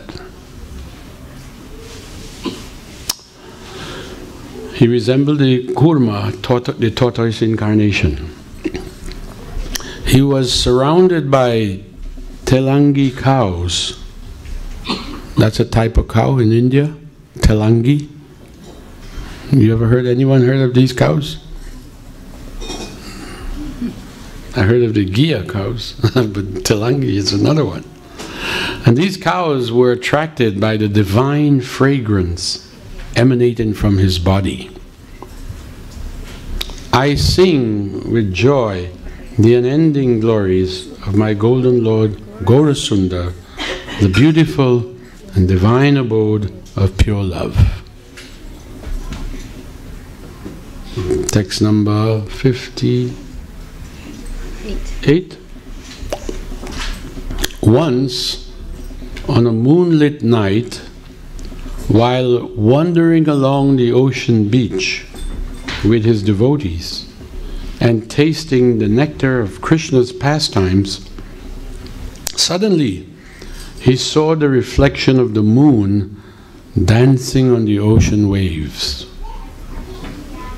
Recollection of the romantic beauty of Sri Krishna's Jamuna pastimes was awakened in his heart. As Krishna would have pastimes on the banks of the Jamuna with the gopis. And he, just by seeing the ocean, that's what came to his mind. I told the devotee, when one is in love with someone, when a parent loves their child, they just sees the slippers of the child, it invokes, right? It invokes love. So Chaitanya Mahaprabhu was seeing the moon light on the river, on the ocean. He immediately was transported to Krishna and the Jamuna with the gopis. And so, becoming overwhelmed, he fainted on the spot. In the next instant, unnoticed by others, the Lord's divine form, which seemed to be sleeping and was rendered lightweight and buoyant. That's how you pronounce that? buoyant, like a piece of wood due to his divine ecstatic absorption. It was carried away by the breeze in sweet, lilting rhythm on the crest of the ocean waves.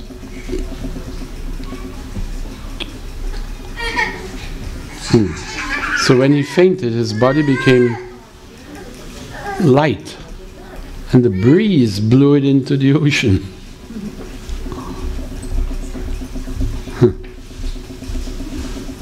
At that time, he directly saw the transcendental pastimes of Sri Krishna's water sports with the Sakhis in the river Kalindi. Kalindi is another name for Jamuna. And he remained merged in the unfathomable ocean of ecstasy. I sing with joy the unending glories of my golden Lord, Gaurasundar, the beautiful and divine abode of pure love. Text 59. So, unnoticed by everyone else, he was carried away by the waves of the ocean in Puri. When they turned around, they didn't know where he went to. They began to look for him. Tired after searching for him throughout the night, the devotees finally found the Lord in the early hours of the morning, lying on the wet sands of Chakratirtha. Chakratirtha. I think that is just another name for Puri, because there's a big chakra on the roof, and it's a tirtha, it's a holy place. Just like sometimes they call it Nilachal, right? Different names. So Chakratirtha. He was a figure of tranquility. The hours passed before they found him.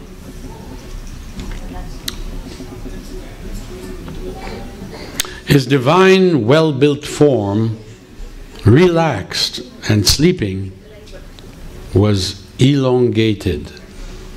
His limbs, having become slackened and disjointed.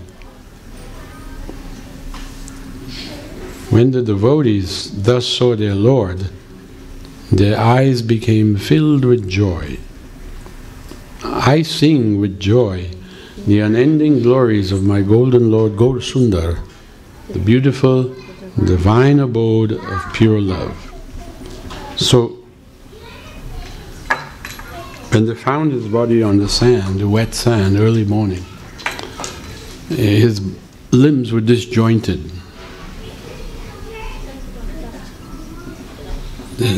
At the joints they were stretched.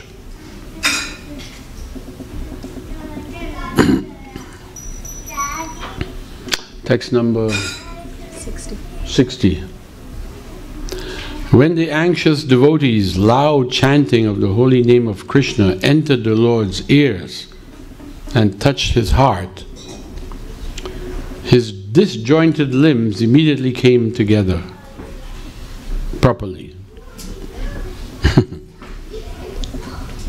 His previous natural, beautiful form appeared, and in half consciousness, heavy-hearted in the mood of separation, the Lord began to describe various transcendental pastimes of Lord Sri Krishna, perceived within his divine absorption. I sing with joy the unending glories of my golden Lord Gaurasundar, the beautiful and divine abode of pure love.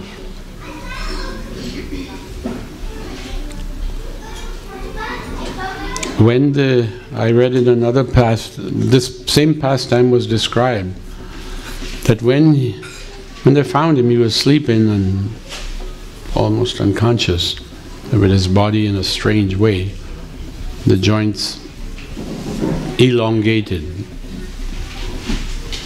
And so the only thing the devotees thought they could do was to have kirtan. So they began to chant. And that brought him back to external consciousness. And he said, I was there witnessing Krishna's pastimes, and then I heard a noise. He referred to the chanting of Swarup Damodar. He said, and some noise woke me up. And they asked him, they were happy. He was back. And then he would describe what he had seen, what was going on. So the leelas, the pastimes of Krishna, we should always know they're nitya leela. They're always going on. It's not that they stopped 5,000 years ago and no. They're always going on. And the pure devotees can witness those pastimes. They can go into what is called samadhi, a trance, and actually see these pastimes, and then they can describe them. What Krishna, how he showed it to them. So Chaitanya Mahaprabhu was doing this. Now 61. In Sri Vrindavan, the different variegated pastimes of Krishna with Radhika and the Sakhis in the waters of the Jamuna charm the heart and mind by many amorous affairs, sometimes manifest, sometimes unseen. As I said, they are going on, but we are not qualified to see them. But that doesn't mean somebody else isn't qualified to see them, who he can show. He can show. It is said in the Brahma Samhita by Lord Brahma, Premanjana Churita Bhakti Vilochanena Santak Sadaiva Hridayeshu Bilokayanti Yam Sham Sundaram Achinta Gunaswarupam Govindam Adi Purusham Tamaham Bhajami. So Brahmaji says, those devotees whose eyes are tinged with the ointment of prem, of love, they see the pastimes of Krishna, Shamsundar, 24 hours. Because it's going on. It's not, Prabhupada said, it's not just once seeing and then no more. But they see him all the time. They can have that darshan. Sometimes he will, in the case of Dhruva Maharaj, he showed himself and then he disappeared. Narad Muni also describes when Krishna first revealed his form to him, and then he disappeared. And then Narada was left to hanker after seeing that form again. You know? After seeing that form, he was hankering after it. And Narad Muni himself says, one who has tasted the sweetness of Krishna's service, devotional service to Sri Krishna, he'll never forget it. He will have to come back and do it again and again. So, these pastimes of Krishna, they're sometimes unseen and sometimes they're seen, they manifest. Sometimes brilliant and sometimes full of loving gestures of contentment. This absolutely charming melody of the heart in the realm of the divine, confidential, blissful world which astonishes the whole universe was distributed by Sri Chaitanya Mahaprabhu. I sing with joy the unending glories of, I can't see, my Lord Gaurasunda, the beautiful divine abode of pure love. So that's the last one for tonight? That's 63. Oh, 2 more. So Chaitanya Mahaprabhu has regained the external consciousness after going and witnessing the pastimes of Krishna. Upon seeing the Chataka mountain, he would rub his lotus face upon the ground in unbearable pain of separation, because by seeing this mountain, his memory of Govardhan Hill was aroused. See, he's not even seeing the regular, he's not in Vrindavan, he's in Puri, he's in Orish. But just seeing a mountain brings him, his mind goes there to Govardhan Hill. And feeling separation, he began to rub his face on the hard ground.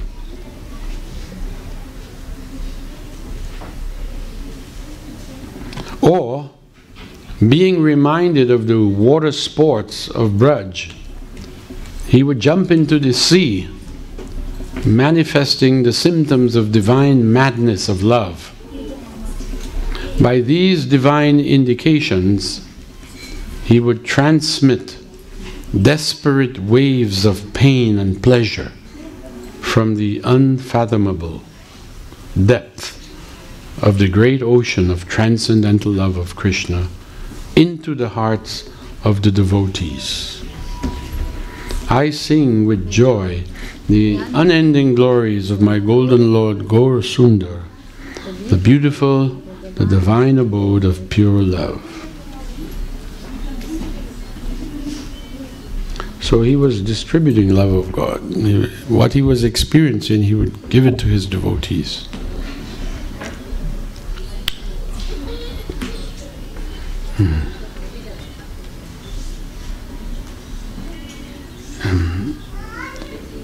And he was actually seeing those pastimes, witnessing them.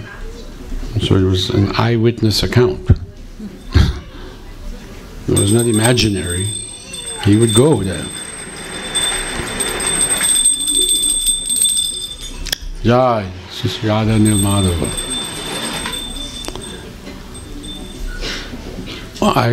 I think there's once or twice during Srila Prabhupada's presence that in the temple, Prabhupada was, he had this practice before giving a class. He would always sing Jai Radha Madhava, Kunja Bihari, Gopijana Vallabha, Giribara. And he told that the whole spiritual world is in this bhajan, Jai Radha Madhava. And by his consciousness, once or twice, while chanting that bhajan, Prabhupada went into a trance. And the devotees at the temple didn't know what to do. He was gone. He sat on the Vyasasana and he just wasn't there. And then someone decided, let's do kirtan. And the kirtan brought him back. So, later on, when Chaitanya Charitamrita came out and we began to hear of the pastimes of Lord Chaitanya, then we could understand that Prabhupada was with Krishna for a few moments. So, Chaitanya Mahaprabhu was doing this regularly. Lord Gauranga is beyond the purview of the power of sight and hearing. He's beyond the purview of the power of sight and hearing, and he stuns the advances of the intellect. He astounds even those whose hearts are firmly self-controlled, overwhelming them with love. even in the case of Lord Brahma and Lord Shiva, the Vedic and Tantric scriptures which were revealed by them are simply searching after the Supreme Lord. I don't have the book with me, but there is verses that say the Upanishads and this one, they are searching after Krishna's Leela. They can only give you a little hint. He's beyond that. He's beyond the range of beyond the range of your mind and senses and intellect, everything. He's called Adhokshaja. Adhokshaja. Queen Kunti prays like this in her prayers, in famous prayers in Bhagavad. She says, you are beyond the range of whatever we can conceive in our mind, in our little teeny brain, trying to understand God. You are way beyond that. And Lord Brahma, he said, this pastime is in the Krishna book, but it's in the 10th canto, when he tried to test Krishna's powers, and by stealing the calves and the boys. Krishna was having a picnic with his friends, and Brahma came, and Krishna went off, I think, to search for one calf, and Brahma thought, I'll do something, and he took those boys and calves and hid them in a cave. For just a few moments of his time, Brahma, he's in a different time. We in human time, but he's in other time. And when he came back, it was like he just hid them, and he comes back. He saw they were still there sitting. And he thought, oh, what is this? I know I just put them in the cave. So he runs back to the cave, and they're there. And he comes back, and they're here, where he took them from. And he began to scratch his foreheads, wondering, what is this? And then Krishna showed him. All those boys and calves there suddenly began to turn into forms of Vishnu. You know, Narayan, four-handed forms.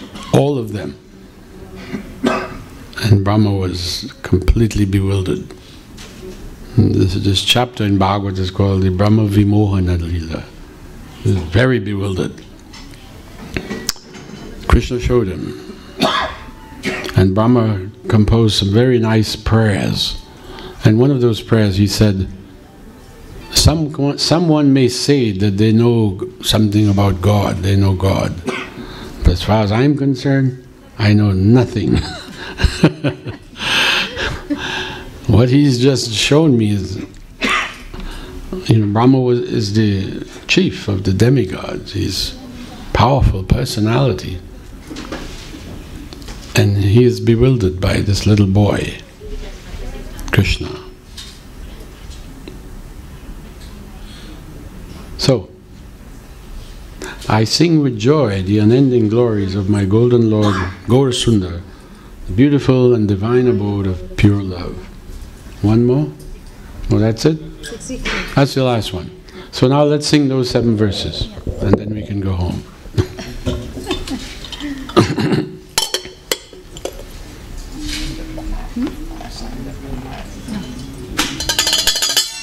Previous 7.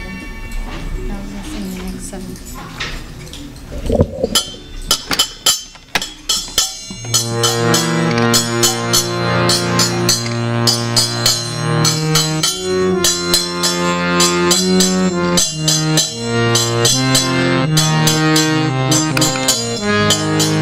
Tivra vipra lamba mugda mandiradra davitam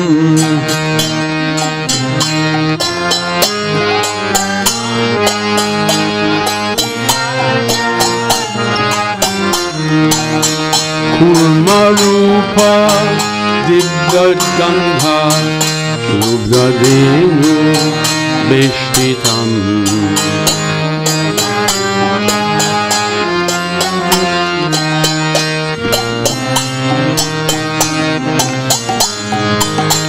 Varnitali Ula Krishna Kili Shaila Kandaram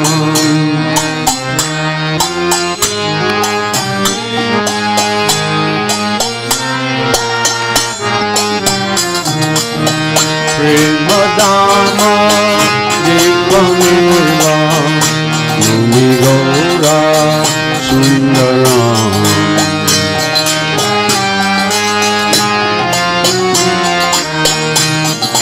Gaura Indu Sindhu Nitya Dipta Krishna Keli Mohitam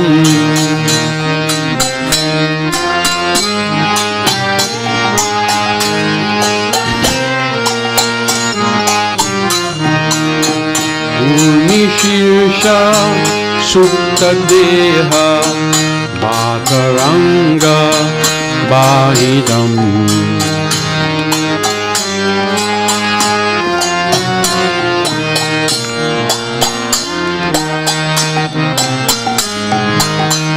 Jamunali Krishna Keli Magna Sokya Sagaram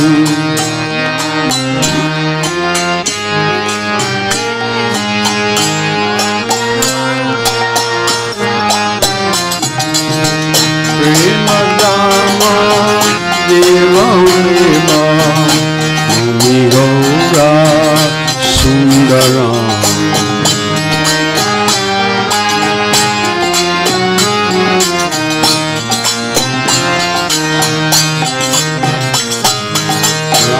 Ratri-shesha Shomya-vesha Saitadra Saikatam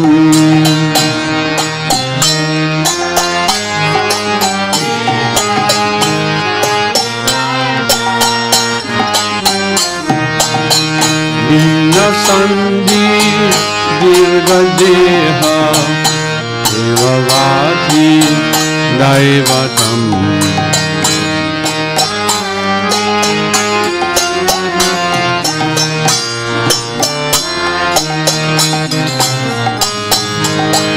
Shanta Bhakta Shakti Tirtha Krishna Dristi Gocharam Bhakta Chakra Tirtha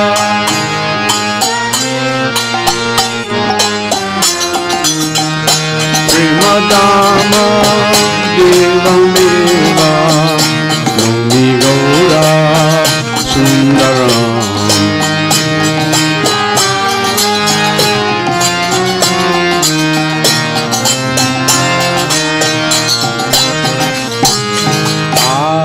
Bhakta Kanta Krishna Namakarna Ridgatam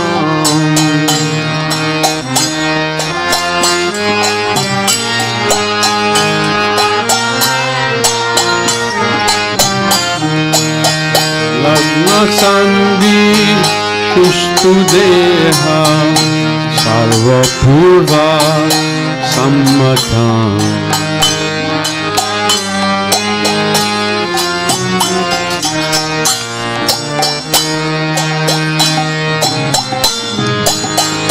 Ardhabhaya Bhava Krishna Kilivana Naturam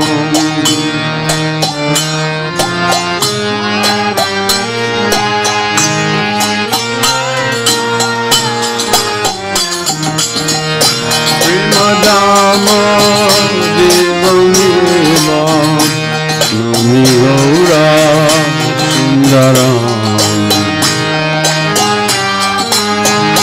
Devameva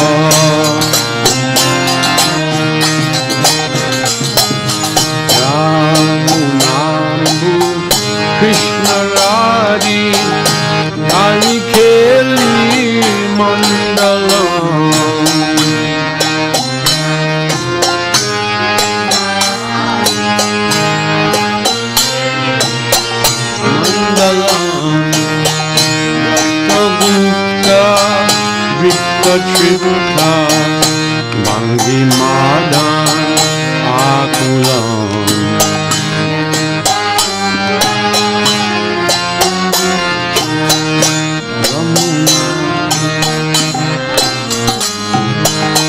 Buddha Divya Marma Moda Muchanata Matmaram Moda Muchanata Chakaram Premadama Devaneva Mumiroda Sundaram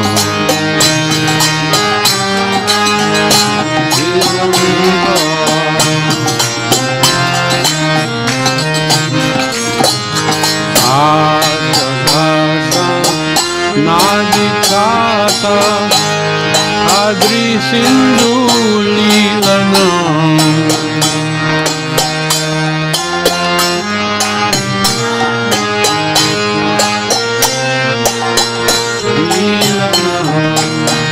Bhakta Marma Dedukira Dukha Shokya Kelanam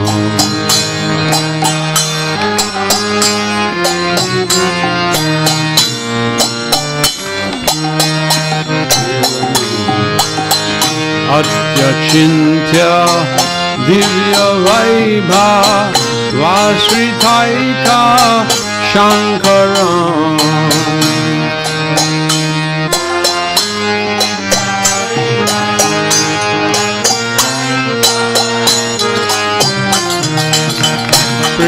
Premadama Devameva Mumigoda Sundaram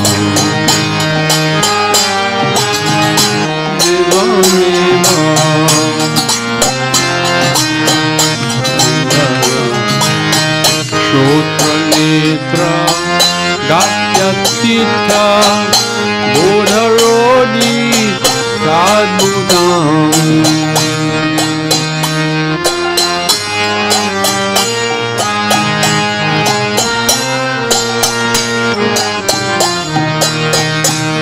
Malabhya Bhavasiddha Chetanasha Matritam